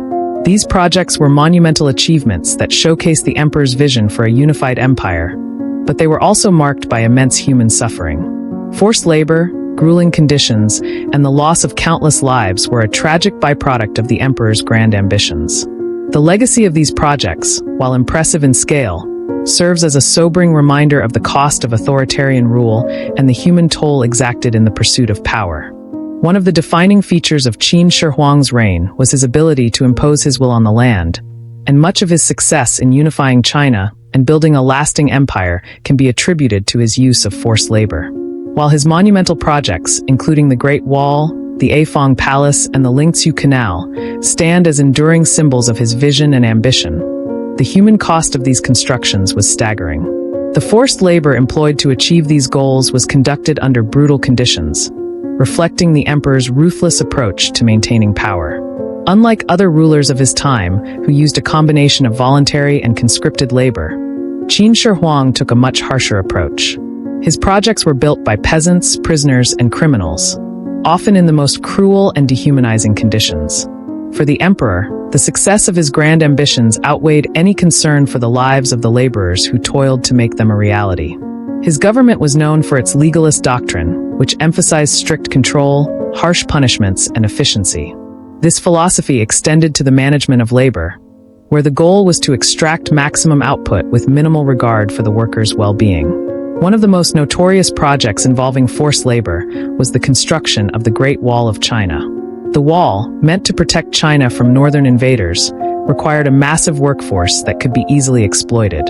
The labor force was drawn from all parts of Qin's empire, with peasants, criminals, and prisoners of war conscripted into the project. These workers were often taken from their homes and families, leaving behind their livelihoods and forced to work in harsh conditions, far from the comfort of their familiar surroundings. The work was physically demanding, with many workers carrying heavy materials, constructing the wall's foundation, and building fortifications. However, the laborers who worked on the wall were not only subjected to the grueling physical toll of construction, they were also subjected to punishment for any perceived weakness. Workers who failed to meet the demands of the project were often beaten, starved, or subjected to public humiliation. If someone attempted to escape or defied the orders of the overseers, they faced execution. This severe management style created an atmosphere of fear among the workers, who lived in constant dread of punishment or death for the slightest infraction. The harshness of the Great Wall's construction extended to the logistics of the workforce. Workers were often forced to labor for long hours with little rest, often in freezing temperatures or sweltering heat. The project was also conducted with urgency, as Qin Shi Huang demanded its completion within a strict time frame. To meet the deadline, workers were pushed to the brink of exhaustion. The brutal conditions and relentless pace took a heavy toll, with many laborers dying from exhaustion, malnutrition, or injuries sustained during the construction process. Similarly, the construction of the Afong Palace, a symbol of the emperor's absolute power, was another project marked by the cruelty of forced labor. This palace, designed to be a grandiose and impressive symbol of Qin Shi Huang's reign, required an enormous labor force, with workers conscripted from all over the empire. The conditions for the workers were no less harsh than those involved in building the wall. Many were forced to work long hours, often with insufficient food or shelter. The work itself was physically demanding, as the construction of the palace involved transporting heavy materials, building extensive courtyards and gardens, and creating intricate water features. As with the wall, workers who did not meet expectations or who disobeyed orders were punished severely.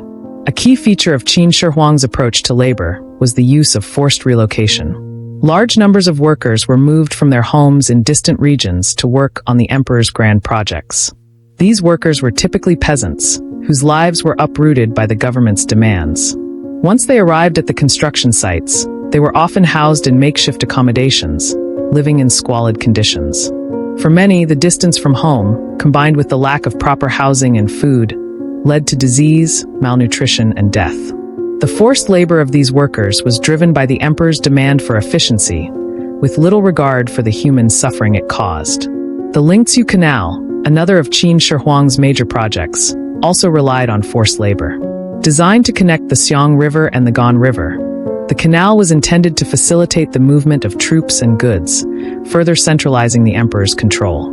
However, like the wall and the palace, the construction of the canal was marked by harsh conditions for the laborers. The workers were conscripted from local populations, and many of them were sent to labor on the canal under the threat of punishment or death. The work was difficult and dangerous, as the laborers had to dig through tough terrain and construct a series of locks and canals to regulate the flow of water. As with other projects, the workers were often subjected to inhumane treatment, with the constant pressure to meet the emperor's demands resulting in widespread abuse. Beyond the physical and emotional toll on the workers, the forced labor projects also had long-term effects on the broader population. The conscription of so many workers left many regions of the empire short of labor, leading to a decrease in agricultural output and economic hardship for those left behind. The peasants, who were the backbone of Qin's agricultural economy, found themselves caught in a cycle of forced labor, where their crops were left untended, and they were coerced into service to build the emperor's monuments. The social consequences of forced labor were also significant.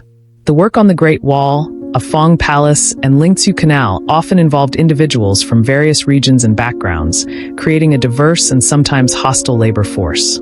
Workers were isolated from their families, which weakened traditional social structures and fostered resentment toward the emperor's regime.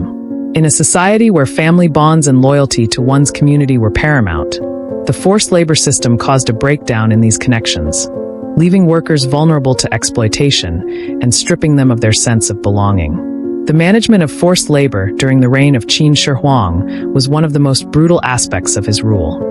His monumental projects, such as the Great Wall, a Fang Palace, and Lingzhou Canal, required massive amounts of labor, which were extracted through coercion, violence, and fear. Workers were subjected to grueling conditions, constant threats of punishment, and long hours of labor with little regard for their well-being. The emperor's relentless drive to complete these projects, combined with his absolute control over the empire, led to widespread human suffering. While these grand works remain symbols of his ambition and the strength of the Qin dynasty, they also stand as stark reminders of the human cost of Qin Shi Huang's vision for a unified, centralized empire. Chapter 6: Political Missteps and Rash Decisions. The reign of Qin Shi Huang was also marred by numerous political missteps that ultimately contributed to the fragility of his empire. At the heart of these mistakes were decisions driven by fear of betrayal.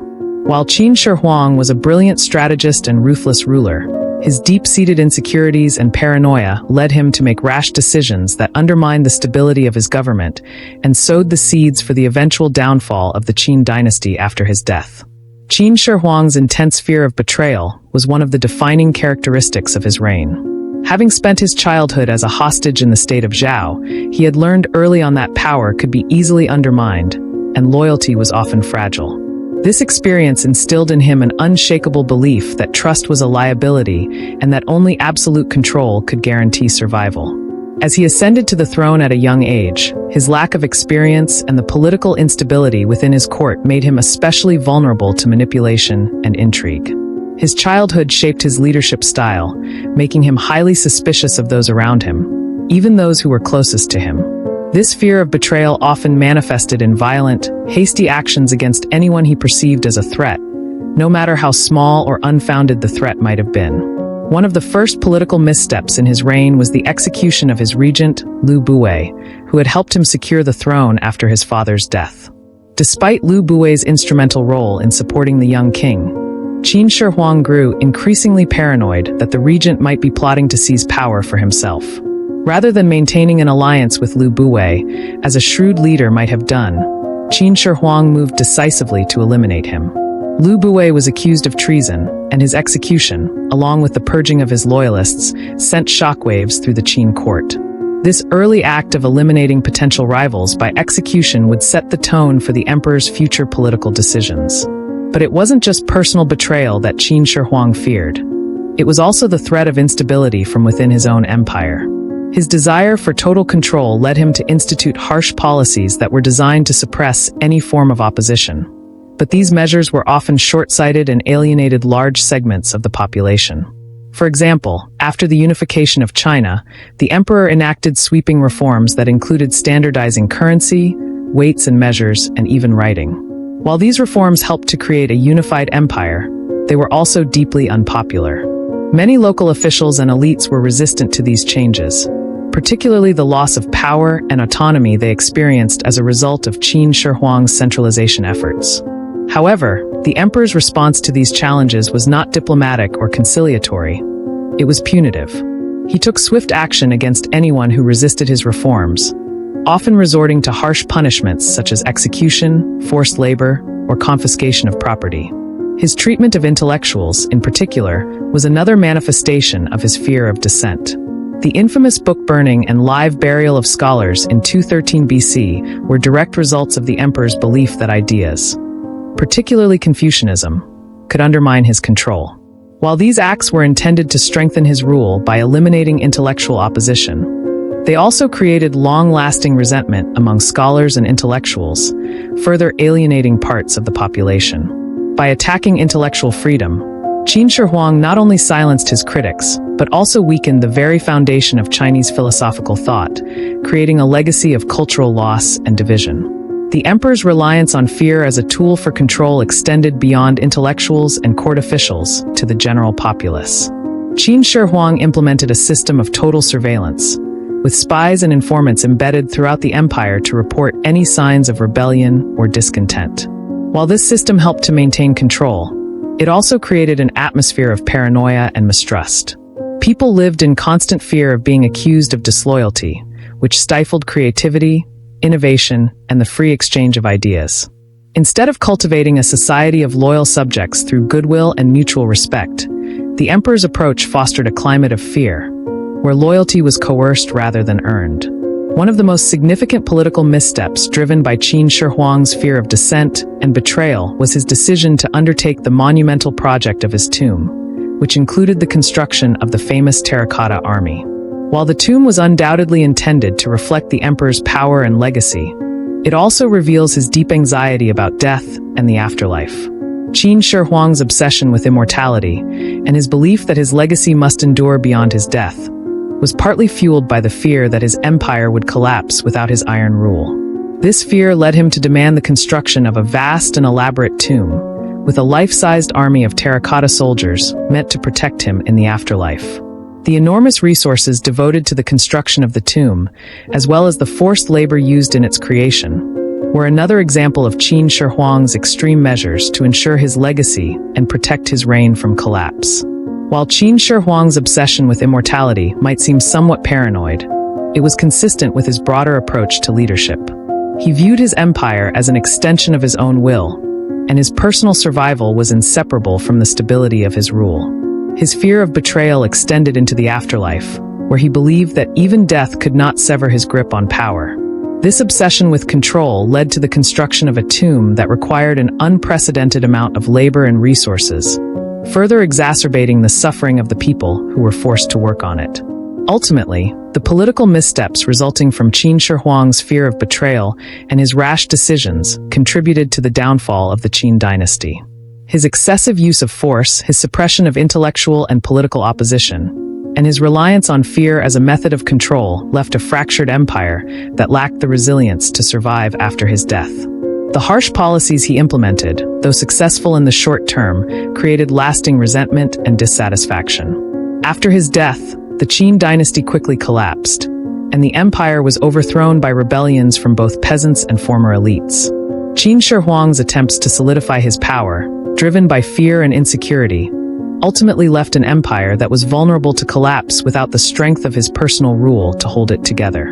In conclusion, Qin Shi Huang's fear-driven political decisions, marked by rash actions and a reliance on fear and repression, were among the key factors that weakened the stability of his regime. His inability to trust anyone, even his closest allies, led him to make decisions that alienated large segments of the population and left a legacy of resentment. His fear of dissent and betrayal drove him to take extreme actions, such as purging the court and suppressing intellectual freedom, which ultimately left the empire fragile and vulnerable after his death. While his reign was characterized by remarkable achievements, His reliance on fear and paranoia contributed to the swift collapse of the Qin dynasty. Qin Shi Huang's reign, though marked by remarkable achievements in unifying China and centralizing power, was also plagued by a series of harsh policies toward both his officials and the general population. These policies were driven by his overwhelming need to maintain absolute control over his empire. Rooted in a deep fear of betrayal, an ingrained distrust of his own people, and the aftermath of his traumatic experiences as a hostage, the emperor sought to impose order through fear and strict regulation. His decision to rule with an iron fist alienated much of his population and sowed seeds of discontent that would ultimately undermine the Qin dynasty. The fear of betrayal and lack of trust. Qin Shi Huang's childhood experiences as a hostage shaped his worldview in profound ways. Taken from his home at a young age, he lived under constant surveillance and exposure to the manipulation and betrayal inherent in political power struggles. The trauma of these early experiences instilled in him a deep mistrust of others, and this suspicion extended to his own officials, generals, and even family members. The fear that anyone could betray him, as had happened to many rulers throughout history, made him paranoid and excessively controlling. His reign was characterized by a desire to eliminate any potential threats to his authority, even if those threats were merely perceived. To achieve this, he implemented harsh policies designed to centralize power in the hands of the emperor while stripping local rulers, officials, and military leaders of their power. For instance, Qin Shi Huang's establishment of the prefecture system, which placed local regions under direct imperial control, undermined the power of local aristocracy and nobility. These regional elites, who had previously exercised a certain level of autonomy, now faced the threat of losing their influence. At the same time, the emperor's insecurity extended to his own court. His ministers, no matter how loyal, were always viewed with suspicion. To prevent any challenge to his authority, Qin Shi Huang did not hesitate to remove or execute high-ranking officials whom he believed might be disloyal. His paranoia even led him to execute the influential minister Li Si's family, despite Li Si's long-term service and loyalty. This kind of ruthless behavior toward his own trusted officials not only created a climate of fear in the court, but also ensured that loyalty was coerced rather than earned, weakening the overall administration. Centralization of power and the repression of local elites. Centralization, a key feature of Qin Shi Huang's reign, was both a strength and a weakness. On the one hand, centralization helped unify China and establish a coherent administrative system. On the other hand, it alienated local elites and regional military commanders who felt that their power was being undermined by the emperor's policies. These elites were often discontent with the emperor's insistence on controlling every aspect of governance from the capital, Xianyang. They were used to a certain level of independence and had their own power bases, which were now being stripped away in favor of an absolute monarchy. Qin Shi Huang's policies were designed to diminish the influence of these local powers by reducing their ability to exert control over the people. One of the most significant ways he did this was by taking control of the land that had traditionally been distributed among local families and military leaders, redistributing it to ensure greater state control. This confiscation of land angered many powerful figures within the aristocracy, who had previously enjoyed control over their domains. These harsh policies led to widespread resentment among local elites, who viewed the centralization efforts as a direct threat to their power and privileges. In addition to diminishing local autonomy, Qin Shi Huang enacted a series of laws that curtailed the power of the nobility. The most notorious of these was the policy of collective punishment. This policy dictated that entire families or communities could be punished for the actions of a single individual. If someone in a village were found guilty of a crime or disloyalty, the entire village could be subjected to execution, forced labor, or the destruction of property. This policy was meant to deter dissent and ensure absolute loyalty to the emperor, but it also bred fear and resentment among the population. Many local leaders, stripped of their traditional authority, saw these policies as oppressive, and the widespread punishment of innocent people further alienated them from the emperor's rule. Harsh laws and control over the general population. While Qin Shi Huang's policies toward his officials and local elites were harsh, his treatment of the general population was equally oppressive. To maintain control over the masses, the emperor enacted severe laws and harsh punishments designed to deter any potential rebellion or resistance. Under Qin Shi Huang's rule, there was little room for dissent, and any sign of rebellion, no matter how small, was met with immediate and brutal retribution. One of the most notable examples of Qin Shi Huang's draconian laws was his approach to crime and punishment. The emperor's legalist philosophy dictated that law and order must be strictly enforced, with minimal regard for individual rights or liberties. In Qin's legal system, punishments were severe, often involving physical mutilation, forced labor, and execution. Crimes such as theft or dissent were punished harshly, with offenders often facing execution or being worked to death in labor camps. The public nature of these punishments, including the display of severed heads and other gruesome forms of execution, was meant to instill fear in the population and dissuade any form of resistance. To further solidify his control, Qin Shi Huang implemented a system of surveillance throughout the empire. Spies and informants were sent to every corner of the realm to report on potential subversive activity. The emperor's reliance on spies ensured that even the slightest signs of disloyalty could be quickly stamped out. The atmosphere of fear that this surveillance created discouraged the general population from speaking out or even thinking critically about the emperor's rule. It was not just the upper classes who were under scrutiny, but every citizen in the empire. Censorship and intellectual repression. Qin Shi Huang's fear of dissent extended to the intellectual sphere. His policy of burning books and burying scholars alive in 213 BC was an extreme measure aimed at controlling the flow of ideas and eliminating any philosophical challenge to his rule. Confucianism, which emphasized moral virtue and the concept of the ruler as a benevolent figure, was particularly targeted by the emperor. Qin Shi Huang saw Confucianism and other schools of thought as threats to his authoritarian rule, and he responded by silencing intellectual opposition. This intellectual repression further fueled resentment toward the emperor's regime and deepened divisions within society. By attempting to control not only the actions but also the thoughts of the people, Qin Shi Huang alienated the intellectual class and left a legacy of cultural loss that would endure long after his death. The human cost of centralization and harsh rule. Ultimately, Qin Shi Huang's harsh policies toward his officials, local elites, and the general population contributed to the instability of the Qin dynasty. His attempts to centralize power and suppress dissent left a bitter taste among the people, who were forced to endure oppressive laws, brutal punishments, and intellectual repression. The policies that were meant to solidify his control and create a unified empire instead sowed the seeds of discontent that would lead to the collapse of the Qin dynasty shortly after his death. The emperor's failure to balance his drive for absolute control with the need for governance based on loyalty, respect, and justice left a fractured legacy, one marked by fear, suffering, and resentment.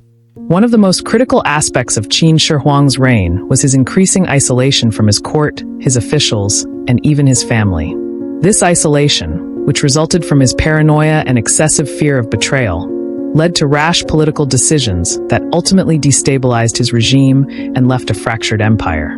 Driven by a desire for total control, Qin Shi Huang's political choices became increasingly erratic, and his inability to trust those around him escalated the climate of fear within his court. As a result, the policies he enacted were often dictated by personal insecurity rather than sound governance, which weakened his position both during his lifetime and in the aftermath of his death. The isolation of the emperor. Qin Shi Huang's experiences growing up as a political hostage left an indelible mark on his psyche. His lack of trust in others and his fear of betrayal became defining characteristics of his rule. He saw betrayal not only as a political risk, but as a personal betrayal of his entire sense of power and authority. As a result, he increasingly isolated himself from those who had helped him rise to power, including advisors, generals, and even his own family. This sense of isolation deepened as his paranoia about potential plots grew stronger. Over time, Qin Shi Huang became surrounded by a circle of yes-men, officials who were too afraid to speak truth to power and who, in many cases, competed to show their loyalty to the emperor. This stifled any form of constructive dissent or intellectual debate, which is a critical component of any functioning government. The emperor's inability to trust anyone, and his belief that everyone around him had the potential to conspire against him, led him to make decisions without proper consultation or advice. Even though he ruled an expansive empire, he governed in an increasingly isolated manner, with few officials willing to challenge or offer alternative perspectives. Rash decisions fueled by paranoia. This isolation led to a series of rash and increasingly autocratic decisions, many of which were dictated by fear. One such decision was the brutal treatment of his most trusted advisor, Li Si. Li Si was a key architect in the unification of China under Qin Shi Huang, advising the emperor on both military and administrative matters. Despite his crucial role in the creation of the empire, Li Si's position became precarious as Qin Shi Huang's paranoia grew. The emperor's increasing mistrust led him to believe that Li Si could be plotting against him or might eventually attempt to consolidate power for himself. The emperor's response to this perceived threat was swift and brutal. Li Si, who had served loyally for many years, was accused of treason and executed. His entire family was also implicated and killed. This purge was not just about dealing with a potential threat. It reflected the emperor's extreme reaction to his fear of betrayal. It was a political decision based on suspicion and fear rather than evidence or rational thought. The execution of such a loyal and competent official, while securing the emperor's immediate sense of control, had the long-term effect of alienating many other officials and weakening the governance of the empire. Without Li Si's guidance and administrative expertise, the Qin state's machinery of governance began to lose some of its efficiency. Another rash decision stemming from Qin Shi Huang's paranoia was his treatment of the intellectuals in the empire. Fearing that Confucianism and other philosophical traditions could inspire rebellion or dissent, Qin Shi Huang ordered the infamous burning of books in 213 BC. Confucian texts, as well as writings on history and philosophy, were destroyed in vast bonfires. Those who resisted the censorship were punished. 460 scholars were buried alive for opposing the emperor's policies. This act of intellectual repression was not just about suppressing ideas. It was a reflection of the emperor's belief that controlling thought was just as important as controlling territory. His paranoia led him to act decisively, but without considering the long-term cultural and intellectual consequences. The destruction of intellectual life under Qin Shi Huang's rule not only created fear among scholars and intellectuals, but also stifled any opportunity for intellectual growth or reform. The emperor's decision to silence intellectual discourse was based on his belief that ideas had the potential to threaten his absolute power. Yet, in silencing the intelligentsia, he severed one of the fundamental ties that could have helped guide his empire through the challenges of governance. His decision to burn books and bury scholars alive alienated the cultural elite, leaving a legacy of resentment that would contribute to the eventual downfall of the Qin dynasty. Fear of the unknown and the emperor's obsession with immortality. Beyond political purges and intellectual repression, Qin Shi Huang's fear-driven decisions were also deeply tied to his obsession with immortality. After securing the unification of China, the emperor became obsessed with the idea of preserving his power and legacy beyond death. This obsession drove him to undertake a series of ill-considered ventures in search of the elusive elixir of immortality. The emperor's fear of death, rooted in his need to control every aspect of his life, led him to make irrational decisions. In an attempt to extend his life, Qin Shi Huang sent expeditions across the empire in search of the mythical elixir of immortality. He also relied on alchemists, mystics, and fortune-tellers, all of whom promised him the secret to eternal life. At one point, the emperor sent a large number of young boys and girls to seek out immortality on his behalf, a venture that drained significant resources and left many of the young people involved in these quests lost or harmed. Qin Shi Huang's fear of death, compounded by his desire for everlasting power, led him to pursue these fruitless and dangerous expeditions, which only contributed to the emperor's growing isolation. The obsession with immortality also led Qin Shi Huang to hastily prepare for his afterlife. He ordered the construction of the Grand Tomb at Xi'an, complete with the famous terracotta army to guard him in death. This monumental project, which involved the labor of thousands, was designed not only as a reflection of his power, but as an assurance that his reign would endure beyond his mortal life. While the tomb itself became a symbol of the emperor's grand ambition, the project also drained resources that could have been used for more practical needs. His preoccupation with death and the afterlife led him to neglect the immediate concerns of his empire, further exacerbating the already strained relationship with his people. Isolation from the people and decline in governance. As Qin Shi Huang's reign progressed, his increasing isolation led to a disconnect between the emperor and the reality of his empire. The harsh policies he enacted, including the forced labor for monumental construction projects, heavy taxation, and suppression of dissent, contributed to widespread dissatisfaction. While the emperor's fear-driven decisions were effective in maintaining control over his empire in the short term, they alienated his subjects, including his officials and military leaders. The emperor's focus on control, rather than fostering loyalty through engagement and trust, left his government weak and unstable. His isolation from the people, combined with his increasingly erratic behavior, made it difficult for his successors to maintain the power and stability he had worked so hard to achieve. The policies that were meant to secure the empire's future ultimately sowed the seeds of its collapse, with the resentment from both the ruling class and the general population playing a role in the eventual fall of the Qin dynasty. The final years of Qin Shi Huang's reign, marked by rash decisions and growing isolation, left an empire that was powerful in appearance but fragile at its core. His inability to trust others and his fear of betrayal led him to make political choices that were not just based on rational governance, but on a personal need for absolute control. These choices, though effective in the short term, contributed to the eventual destabilization of the Qin dynasty and its quick collapse after his death. Chapter 7: Death and the Collapse of the Qin Dynasty. The death of Qin Shi Huang in 210 BC marked a pivotal moment in Chinese history. The consequences of his sudden and unexpected death were far-reaching, as the empire he had built through sheer force of will began to unravel almost immediately after his passing. The emperor's sudden demise, coupled with the fragile foundation on which the Qin Empire had been constructed, led to widespread instability and revolt, culminating in the dynasty's collapse just 3 years later.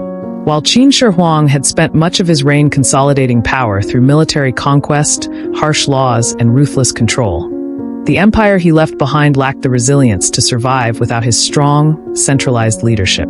The emperor's final years: health, paranoia, and immortality. In the years leading up to his death, Qin Shi Huang became increasingly obsessed with the idea of immortality. Having achieved the unification of China and completed numerous monumental projects, the emperor became consumed with the notion of securing his legacy, not just politically, but in terms of eternal life. His fear of death, a constant theme throughout his reign, reached its zenith in his final years. This obsession led him to seek out alchemists and magicians in the hope of discovering the secret to eternal life. In his quest for immortality, he dispatched expeditions and used the resources of the empire to seek out mythical elixirs, even going so far as to rely on questionable mystics who promised to extend his life indefinitely. The emperor's fear of death was not just personal, it was political. Having spent his entire life consolidating power and creating a centralized system that depended on his absolute authority, Qin Shi Huang could not afford to leave a vacuum of power. His obsession with immortality was rooted in his desire to ensure that the empire and his rule would not crumble after his death. He believed that if he could live forever, he would remain a supreme, unchallengeable ruler.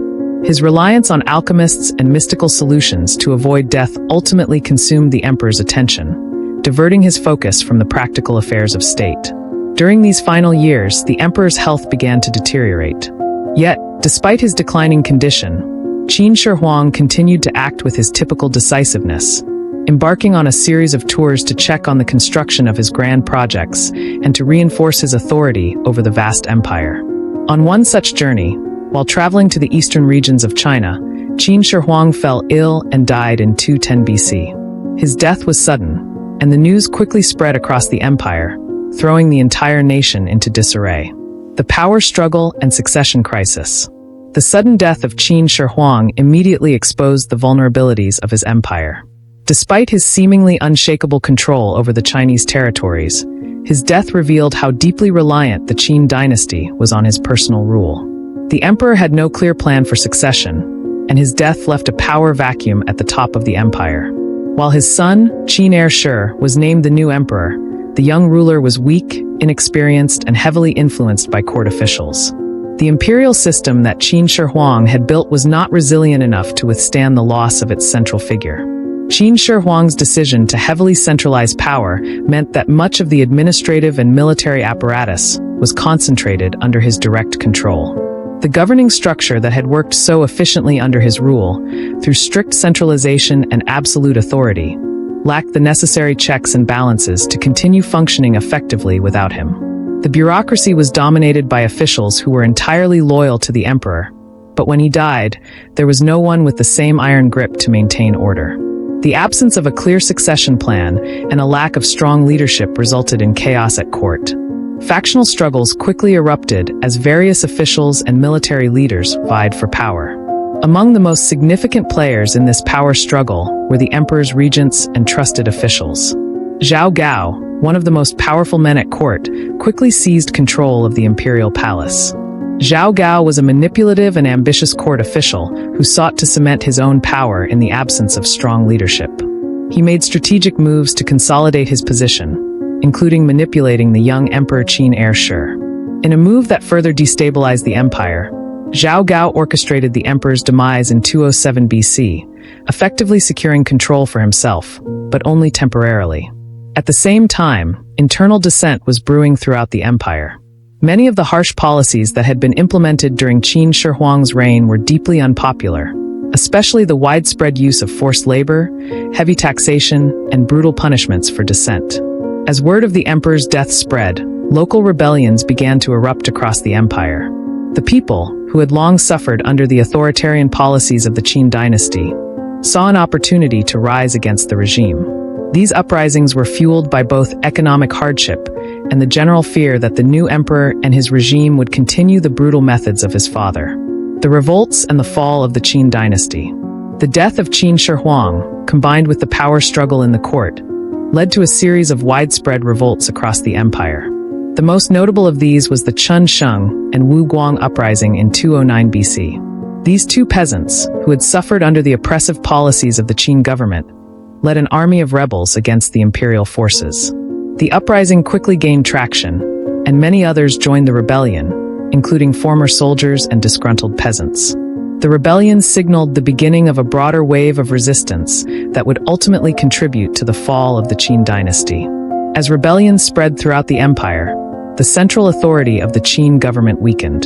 Zhao Gao's faction was unable to maintain control, and Qin Shi's rule became increasingly ineffectual. The power vacuum created by the emperor's death and the absence of any strong leadership allowed these uprisings to grow in strength. Eventually, the rebel forces captured the capital, Xianyang, and the Qin dynasty crumbled under the weight of its internal divisions and external threats. The death of Qin Shi Huang, in essence, triggered the unraveling of the empire he had so carefully constructed. His reliance on centralized power, his fear-driven policies, and his lack of a succession plan all contributed to the collapse of the Qin dynasty. His death exposed the fragility of his empire, and the political infighting that followed only hastened its downfall. Within just 3 years of his passing, the once mighty Qin dynasty had collapsed, and a period of instability followed, paving the way for the rise of the Han dynasty, which would eventually restore order to China. While Qin Shi Huang's reign left behind a legacy of monumental achievements, such as the unification of China and the construction of the Great Wall, the rapid decline of the Qin dynasty after his death shows the inherent instability of an empire built on fear, brutality, and centralized control.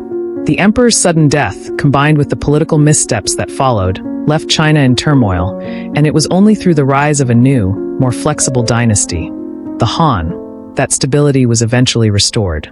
When the first emperor of China died unexpectedly in 210 BC, the empire he had meticulously built through ruthless ambition, military conquest, and strict centralization of power began to unravel.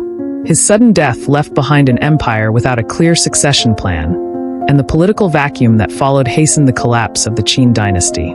The immediate aftermath of his death was marked by power struggles, political maneuvering, and widespread instability, all of which stemmed from the weak leadership of his successor and the fragile political structure that had been built on Qin Shi Huang's personal authority. Qin Shi Huang's son, Qin Shi, was named as the successor. However, Qin Shi's ascension to the throne only exacerbated the empire's instability. Unlike his father, who had been a forceful, decisive leader, Qin Shi was an inexperienced and ineffective ruler. He was young, lacking the political acumen to govern such a vast and complex empire. His reign was marked by indecisiveness and manipulation by those around him, particularly by his regent Zhao Gao, a court official who had gained significant power during the emperor's reign. Qin Shi Huang had worked tirelessly to centralize power in the hands of the emperor, but this system was built almost entirely around his own personal authority. While the emperor's vision had been clear, his governance had been highly autocratic and reliant on his iron grip on the state. He had built the Qin dynasty through a series of repressive and harsh policies, but these policies were effective only because of the strong leadership he provided. Once Qin Shi Huang passed, there was no one who could match his power or vision. Qin Shi, though formerly the emperor, was a mere figurehead with little political skill, and his reign quickly became a tool for manipulation by the court factions, especially Zhao Gao. Zhao Gao's rise and manipulation. Zhao Gao was an ambitious and cunning court official who had worked closely with Qin Shi Huang during his reign, and his influence grew significantly after the emperor's death. Despite being a low-ranking official, Zhao Gao managed to become the de facto ruler of the empire by manipulating the young emperor. His primary method of control was to act as a puppet master behind the throne, using his power over Qin Shi to further his own ambitions. Zhao Gao's machinations further destabilized the Qin dynasty, as he played various factions against one another to maintain his power. His role in the downfall of the dynasty was crucial, as his rise to power further eroded the already fragile structure of the empire. Zhao Gao's influence over Qin Shi, combined with the young emperor's own weakness, led to the marginalization of other officials who might have served as checks on Zhao Gao's power. This political vacuum allowed for increasing corruption, as officials under Zhao Gao's control began to exploit their positions for personal gain. Meanwhile, the population, which had already suffered under the harsh rule of Qin Shi Huang, grew increasingly discontented with the mismanagement of the government. Zhao Gao's actions, driven by self-interest, only accelerated the collapse of the Qin regime. Widespread rebellions and the people's resentment. While the political power struggles within the court were taking place, the general population had already begun to rebel against the regime. The Qin dynasty had been built on the back of extreme measures, including heavy taxation, forced labor, and harsh punishments for dissent. These policies, though effective in the short term for maintaining order, had bred widespread resentment among the people. The building of monumental projects, including the Great Wall, the Afong Palace, and the Emperor's Tomb, had drained resources and placed an unbearable burden on the peasantry. Many were conscripted to work on these projects, and those who resisted or failed to meet the emperor's demands were met with brutal punishment. After Qin Shi Huang's death, these grievances boiled over. One of the first signs of unrest came in 209 BC, with the rebellion of Chen Sheng and Wu Guang. These two peasants, who had been conscripted for forced labor on the Great Wall, led a revolt against the regime. The revolt, though initially small, quickly gained traction as it resonated with the broader population, who were equally disillusioned with the Qin government's oppressive rule. The rebellion sparked a series of uprisings throughout the empire, with peasants and former soldiers rising against the corrupt officials and the inefficacy of Qin Shi's administration. These revolts were fueled not just by economic hardship, but by a growing belief that the Qin dynasty was no longer capable of maintaining its control. As Zhao Gao's manipulation of the emperor became more apparent, and as the administration became more corrupt, the legitimacy of the Qin dynasty faltered. The empire, once united under Qin Shi Huang, now splintered into factions and uprisings, with various rebel groups and regional leaders claiming power. The absence of a strong central authority allowed these uprisings to spread quickly, and it became clear that the Qin dynasty's grip on power was weakening rapidly. The fall of Xianying and the collapse of the Qin. As the revolts spread and the internal divisions deepened, the capital, Xianying, fell into chaos. In 207 BC, rebel forces captured the city, effectively ending the Qin dynasty's rule. The collapse of the capital marked the final blow to the empire, and the dynasty that had once been unified through force and terror now crumbled in the face of widespread rebellion and political corruption.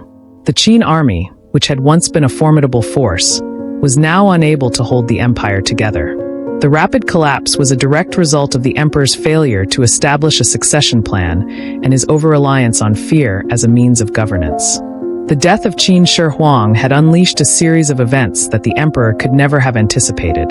The discontent that had festered beneath the surface during his reign exploded into full-scale rebellion once the central authority of the Qin government was weakened by his death. The political chaos, combined with the widespread resentment among the population, made it impossible for the Qin dynasty to survive.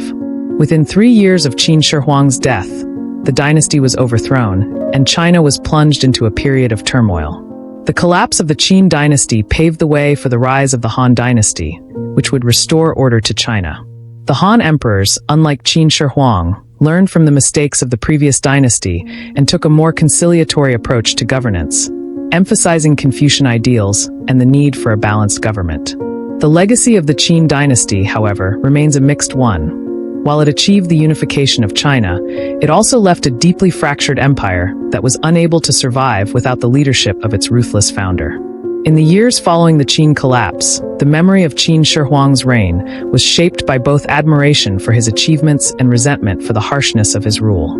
His monumental projects, including the Great Wall, the Terracotta Army, and his tomb, would stand for millennia as symbols of his power. However, his inability to build a sustainable political system that could endure after his death left a legacy of instability that ultimately contributed to the downfall of the Qin dynasty. The death of Qin Shi Huang ignited a series of events that led to the rapid collapse of the Qin dynasty. Without his centralizing influence and ruthless control, the empire quickly descended into chaos, and the numerous rebellions that followed highlighted the deep resentment and dissatisfaction among the people. The Qin dynasty, which had been built through fear and strict governance, was ill-prepared for the upheaval that came after the emperor's sudden death. The immediate aftermath of Qin Shi Huang's death. Qin Shi Huang's death left the empire in a state of political disarray. The young and inexperienced Qin heir Shi, the emperor's son, inherited the throne, but he lacked both the leadership qualities and the political savvy to hold the empire together. His reign was further undermined by the court's internal power struggles, particularly the influence of Zhao Gao, a manipulative official who effectively took control of the government. Zhao Gao's ambition led him to exploit the emperor's youth and inexperience, further destabilizing the court. His machinations contributed to the growing dissatisfaction among the people, as well as the erosion of the centralized power structure that had held the empire together under Qin Shi Huang. Zhao Gao's role in consolidating power was marked by deceit and manipulation. After the death of Qin Shi Huang, Zhao Gao took control of the imperial court and became the de facto ruler of the Qin Empire. He made decisions in his own interest rather than in the interest of the state, which further alienated both the imperial court and the general populace. Zhao Gao's political maneuvering, including his manipulation of Qin heir Shi, helped to isolate the new emperor and increase the power of the court officials, weakening the emperor's already tenuous authority. Zhao Gao's rise to power, at the expense of the young emperor's control, set the stage for rebellion and the eventual downfall of the Qin dynasty. The seeds of rebellion, harshness of Qin rule. The harsh policies of Qin Shi Huang, particularly those involving forced labor, heavy taxation, and legalist punishments, had created an atmosphere of widespread resentment throughout the empire. During his reign, the emperor had relied on terror and strict laws to maintain control. While these policies were effective in the short term, they left the general population oppressed and unhappy. The forced labor used to build monumental projects, such as the Great Wall of China and the Emperor's Tomb, as well as the brutal punishments for dissent, had already alienated the people. This environment of fear, combined with harsh economic conditions, led to widespread dissatisfaction with the Qin regime. With the emperor's death and the subsequent lack of effective leadership, the discontent among the people boiled over. The empire was left vulnerable to uprisings and revolts. One of the earliest and most significant uprisings occurred in 209 BC, when two peasants, Chun Sheng and Wu Guang, led a rebellion against the Qin government. These men had been conscripted to work on the construction of the Great Wall, which was one of the most hated symbols of the emperor's rule. Their revolt began as a small-scale uprising, but it quickly gained momentum as it resonated with the general population, who had also suffered under Qin Shi Huang's oppressive policies. Chun Sheng and Wu Guang's rebellion marked the beginning of a wave of revolts that spread across the empire. The harsh treatment of workers, the excessive taxation, and the legalist punishments that characterized Qin Shi Huang's rule created an environment ripe for revolt. The rebellion of Chun Sheng and Wu Guang was not just a reaction to their own grievances. It was a symbol of the wider discontent that had been festering under the Qin regime. As news of the rebellion spread, other regions saw similar uprisings, with peasants, former soldiers, and disillusioned officials all taking part in the growing wave of resistance against the Qin dynasty. The growing rebellion and the collapse of the Qin military. As the rebellion spread, the Qin military, which had once been a formidable force, began to weaken. The loyalty of the military was in question, and many soldiers, tired of the oppressive regime, joined the rebel forces. The rebellion was fueled not only by economic hardship, but by the growing realization that the Qin dynasty, which had been built on fear, lacked the political stability to survive without its strong leader. In the face of rebellion, the Qin military found it difficult to maintain control, as morale among the troops plummeted. The collapse of the Qin military was accelerated by the internal divisions within the empire. With the central authority of the emperor crumbling, many military commanders and officials began to assert their independence, further weakening the state. The inability of the Qin military to suppress the growing rebellions further contributed to the disintegration of the empire. As regional leaders and military commanders saw the weakening of the central government, many began to claim power for themselves, further fragmenting the empire. The fall of Xianying and the final blow to the Qin dynasty. In 207 BC, after years of unrest, rebel forces captured the capital city of Xianying. This marked the end of the Qin dynasty's hold on power. The fall of the capital was a significant moment in Chinese history, symbolizing the end of the emperor's reign and the disintegration of the empire he had built. Once Xianying fell, the Qin government was unable to rally sufficient forces to mount a defense, and the dynasty quickly collapsed. The final blow to the Qin dynasty came from within, as internal power struggles and a lack of strong leadership allowed the rebellion to succeed. The empire that Qin Shi Huang had spent years building, through military conquest and harsh policies, crumbled within a few short years of his death. The collapse of the Qin dynasty ushered in a period of instability and division, with various warlords and rebel factions vying for control. This power vacuum eventually led to the rise of the Han dynasty, which would go on to reunify China under a more flexible and less authoritarian rule. The fall of the Qin dynasty demonstrated the dangers of a government built on fear and centralization, where the death of a strong leader could quickly unravel the state. The legacy of Qin Shi Huang's death. Qin Shi Huang's death and the subsequent collapse of the Qin dynasty left behind a complex legacy. On one hand, the emperor's unification of China and his monumental achievements in infrastructure, such as the Great Wall and the creation of the Terracotta Army, remained enduring symbols of his reign. However, his reliance on brutal repression, forced labor, and his failure to establish a stable succession plan led to the rapid collapse of his empire after his death. The Qin dynasty's downfall revealed the fragility of a regime built on absolute power, fear, and the unchecked authority of a single ruler. The emperor's death and the empire's subsequent fall served as a lesson in the dangers of centralized control and the importance of building a more resilient political system. The Qin dynasty's rapid collapse was not only a testament to the vulnerabilities of a government built on fear, but also an indication of the deep unrest and dissatisfaction that had been brewing beneath the surface of Qin Shi Huang's empire. The emperor's passing set off a chain reaction of political chaos, rebellion, and military disarray. Chapter 8. Legacy and Evaluation from Historians. Qin Shi Huang's most enduring legacy lies in his monumental achievement of unifying China for the first time in history. Prior to his reign, China had been fragmented into several warring states, each vying for dominance in a period known as the Warring States period, 475 to 221 BC. This era was characterized by constant warfare, shifting alliances, and the absence of a strong central authority. The unification of China under Qin Shi Huang marked the end of centuries of division and paved the way for the creation of a single, centralized empire. Despite the brutal methods employed to achieve this unification, this achievement stands as one of his most significant contributions to Chinese history.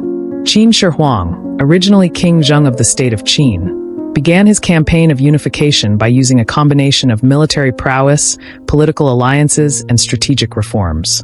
His army, which had grown significantly during the Warring States period, was a formidable force, and under his leadership, it defeated the armies of the rival states of Zhao, Wei, Chu, Han, Yan, and Qi.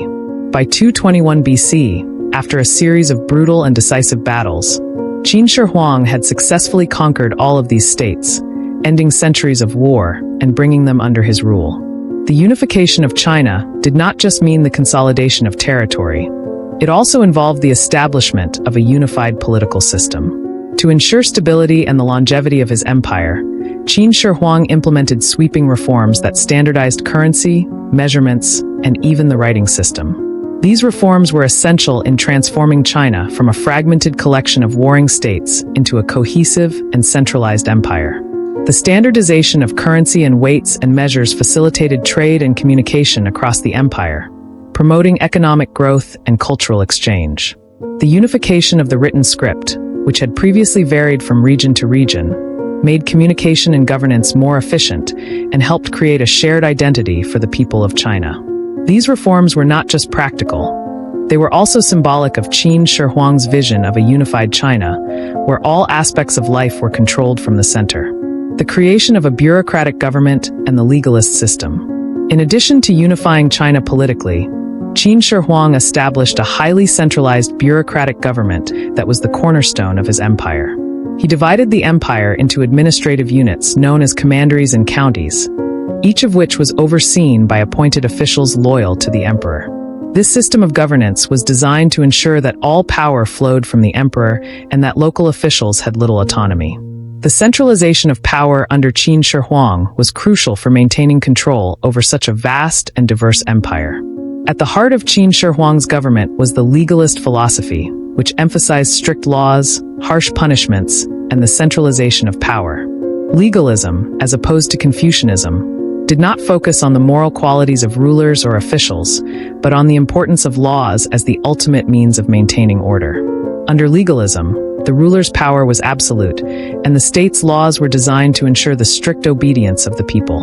Qin Shi Huang's reliance on legalism allowed him to maintain tight control over the empire. He implemented a system of rewards and punishments designed to keep the population compliant and loyal. The legalist approach was harsh, with strict penalties for even minor infractions, and it created an atmosphere of fear and obedience.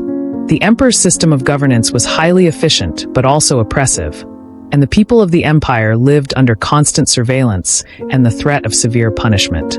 The legalist policies, while effective in maintaining order, also contributed to the growing resentment among the population. The harsh laws and the emperor's obsession with control made it difficult for people to live freely, and the lack of checks on his power led to the abuse of authority by officials. This authoritarian rule, though successful in the short term, created long-lasting dissatisfaction and ultimately contributed to the collapse of the Qin dynasty after the emperor's death. Monumental achievements and infrastructure projects. Beyond his political and military accomplishments, Qin Shi Huang left a lasting legacy through his monumental infrastructure projects.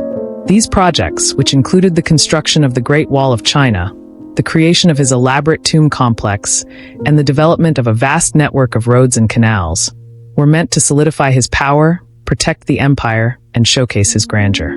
The Great Wall of China, one of the most iconic symbols of the Qin dynasty, was designed to protect the empire from nomadic invasions from the north, particularly from the Xiongnu. The wall was not a single continuous structure, but a series of walls and fortifications built over several centuries, and Qin Shi Huang's contribution was the establishment of the wall's foundational segments.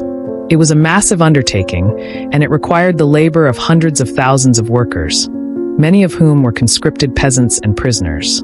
Though the wall was a remarkable achievement in terms of military defense, it came at an enormous human cost, with many workers dying due to the harsh conditions. Another monumental project under Qin Shi Huang was the construction of his tomb, which is famously guarded by the Terracotta Army. The tomb, located in present-day Xi'an, is one of the largest and most elaborate burial sites ever created. It is estimated that over 700,000 workers were involved in the construction of the emperor's tomb, which included thousands of life-sized terracotta soldiers, horses, and chariots designed to protect the emperor in the afterlife. The tomb is a testament to Qin Shi Huang's desire for immortality and his obsession with securing his legacy for generations to come. In addition to these grand projects, Qin Shi Huang also built an extensive network of roads and canals that facilitated communication, trade, and military movements across the empire. The creation of these infrastructures helped integrate the different regions of China, promoting economic development and enhancing the central government's control. These projects, while incredibly ambitious and awe-inspiring, were also costly, relying on forced labor and placing significant strain on the empire's resources. The long-term legacy of Qin Shi Huang's unification. Qin Shi Huang's unification of China and his establishment of a centralized, bureaucratic government laid the foundation for the imperial system that would endure for over 2,000 years. The Qin dynasty, though short-lived, set the stage for the Han dynasty, which would go on to restore stability and governance based on Confucian ideals, while retaining many of the administrative structures introduced by Qin Shi Huang. However, Qin Shi Huang's legacy is also marred by the oppressive nature of his rule. His reliance on legalism and his harsh treatment of dissent left a bitter legacy among the people. The destruction of intellectual life, the imposition of harsh laws, and the widespread use of forced labor created deep-seated resentment that contributed to the fall of the Qin dynasty shortly after his death. Despite his monumental achievements, the emperor's reign is remembered as one of both remarkable triumphs and significant failures. His efforts to unify China, though successful in the short term, came at a tremendous cost, one that would ultimately lead to the rapid collapse of the dynasty he had worked so hard to build. In historical evaluation, Qin Shi Huang is often viewed as a tyrant who sought to control every aspect of life, but also as a visionary who shaped the future of China. His unification of China, his centralization of power, and his legacy of monumental achievements continue to be studied and debated by historians. While his reign is remembered for its brutality, it is also acknowledged for its contributions to the creation of a unified China that would last for centuries. Qin Shi Huang's legacy is a subject of great debate. While his monumental achievements, such as the unification of China and the establishment of centralized rule, are often praised, his methods of governance, marked by cruelty, oppression, and fear, have led many historians to criticize his rule as tyrannical. His reign, though brief, left an indelible mark on Chinese history, but it also sowed the seeds of his dynasty's rapid collapse. His reliance on brutal policies, the suppression of intellectual freedom, and his absolute control over every aspect of life created an empire that was as fragile as it was powerful. The emperor's legacy is thus a paradox. He unified China and solidified the foundations of imperial rule, but the very methods he employed to do so ultimately contributed to his empire's demise. The use of brutality and fear to maintain power. One of the most prominent aspects of Qin Shi Huang's rule was his heavy reliance on fear and brutality to maintain control over both his officials and the general population. While he is credited with unifying China, much of that unity was achieved through violent military campaigns, ruthless suppression of dissent, and the imposition of harsh laws. Under his reign, the use of fear was institutionalized as a means of governance, and this created an environment where loyalty was coerced rather than earned. The emperor's military campaigns to unify China were among the bloodiest in Chinese history. His military forces did not just defeat rival armies, but also laid waste to entire cities and populations. Civilians were often caught in the crossfire of these conflicts, and the brutality of his armies became legendary. His use of scorched earth tactics, where entire regions were destroyed to prevent the enemy from regaining territory, was a key feature of his campaigns. These tactics not only decimated enemy forces, but also caused immense suffering for the civilian populations who lived in these regions. The human cost of Qin Shi Huang's unification was staggering, with millions of lives lost in both the military campaigns and the subsequent forced labor projects. Qin Shi Huang's brutal governance extended to the population at large. Once he had united China, he imposed harsh laws and an extensive network of surveillance to ensure that no dissent or resistance could emerge. Those who opposed the emperor's policies were swiftly punished, often through execution, forced labor, or the destruction of property. The emperor's regime was notorious for its cruelty, and the slightest signs of disobedience were met with extreme punishment. His legalist system, which emphasized strict obedience and the swift punishment of transgressions, created a climate of fear throughout the empire. This harsh approach to governance ensured that people were too afraid to challenge the emperor's authority, but it also bred resentment among the general population. The suppression of intellectual freedom and the burning of books. Another significant aspect of Qin Shi Huang's tyranny was his suppression of intellectual freedom. As part of his centralization efforts, the emperor sought to control not just the physical aspects of his empire, but also the ideas and beliefs of the people. This drive to control thought led to one of the most infamous acts of censorship in Chinese history, the burning of books and the burying of scholars alive in 213 BC. The emperor's desire to eliminate any ideology that could potentially challenge his authority led him to target Confucianism and other philosophical schools of thought. Confucianism, which emphasized virtue, morality, and the role of the ruler as a benevolent figure, was viewed by Qin Shi Huang as a direct threat to his authoritarian rule. In order to suppress these ideas, he ordered the burning of Confucian texts, as well as works on history, philosophy, and poetry. The emperor also executed 460 scholars who were accused of resisting his policies or preserving forbidden texts. The execution of intellectuals and the destruction of their works represented an effort to erase any source of dissent or alternative thought. While Qin Shi Huang's actions were intended to eliminate political threats, they also resulted in a profound cultural loss. The destruction of Confucian texts, in particular, erased much of the intellectual tradition that had shaped Chinese society for centuries. Confucian ideals, which emphasized moral governance and the importance of virtue in leadership, were central to Chinese culture and governance. By eliminating these ideas, Qin Shi Huang not only silenced intellectual opposition, but also stunted the development of Chinese philosophy and culture. The emperor's censorship also had long-term consequences. While he may have succeeded in silencing dissent during his reign, the suppression of intellectual freedom led to widespread resentment among scholars and intellectuals, many of whom saw the emperor's actions as an attack on Chinese culture. This intellectual repression created a legacy of bitterness and distrust, which would be passed down to future generations. The inhumane use of forced labor. Another hallmark of Qin Shi Huang's tyranny was his extensive use of forced labor. Many of the emperor's most ambitious projects, including the construction of the Great Wall, his grand tomb, and a network of roads and canals, relied on the forced labor of peasants, criminals, and prisoners of war. These workers were often subjected to inhumane conditions, with long hours, little food, and harsh punishment for any perceived failure to meet the emperor's demands. The construction of the Great Wall, which was intended to protect China from northern invaders, involved the labor of hundreds of thousands of workers. Many of these workers were conscripted peasants who were forced to leave their homes and families to work on the wall. The conditions were grueling, and many workers died from exhaustion, disease, or accidents. Similarly, the construction of the emperor's tomb, which included the famous terracotta army, was another massive project that relied on forced labor. Thousands of workers toiled under brutal conditions, with little regard for their well-being. The emperor's use of forced labor was not just a means of completing monumental projects.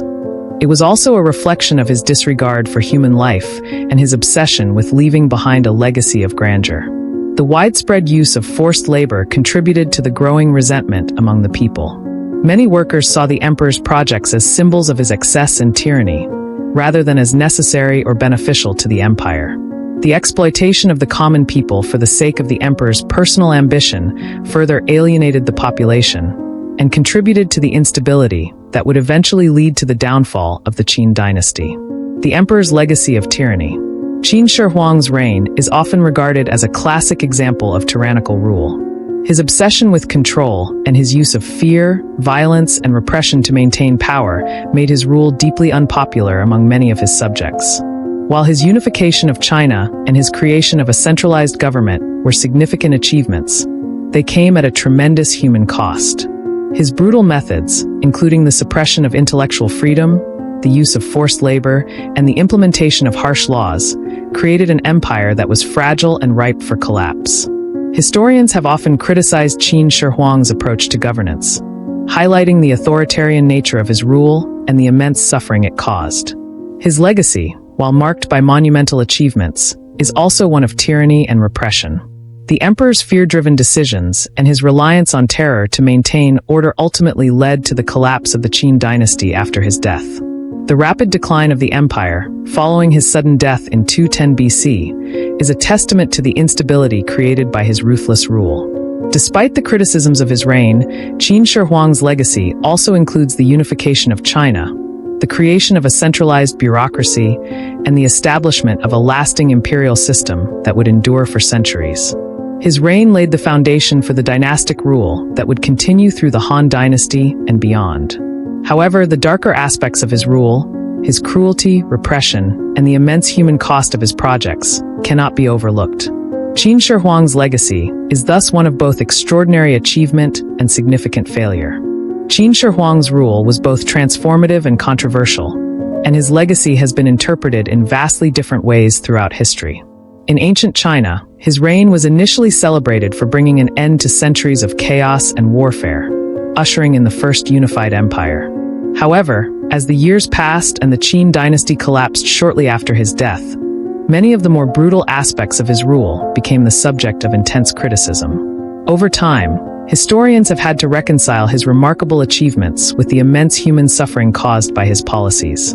The immediate reception of Qin Shi Huang's rule. When Qin Shi Huang ascended to the throne as King Zheng of the state of Qin in 246 BC, China was embroiled in the Warring States period, where 7 powerful states constantly waged war against each other for dominance. The political landscape was one of instability, fragmented governance, and frequent shifts in power. Qin Shi Huang's rise to power was a turning point in this tumultuous era, as his militaristic vision and ruthless strategies enabled him to conquer the other 6 warring states and consolidate them into a single empire by 221 BC. This achievement was seen as revolutionary by those who benefited from the peace and stability that followed. His unification of China was initially received with a sense of optimism for many who had suffered under the previous decades of constant warfare. The emperor introduced standardized systems for writing, currency, weights, and measures, which helped integrate the diverse regions under one coherent system. For those living in the provinces, these reforms brought a sense of order and efficiency that had been missing under the fragmented states.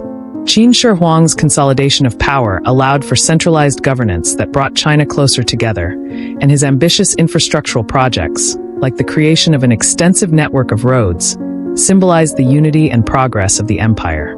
However, as with many autocrats throughout history, the immediate benefits of Qin Shi Huang's centralized power were tempered by the extreme measures he employed to maintain control. His use of brutal military tactics, political purges, and repressive laws turned many of his subjects against him. As his empire grew, so did the number of those who resented his reign. These feelings of dissatisfaction began to spread, but it was his later policies, particularly those related to intellectual repression and forced labor, that would define the darker aspects of his legacy. The destruction of intellectual life and cultural heritage.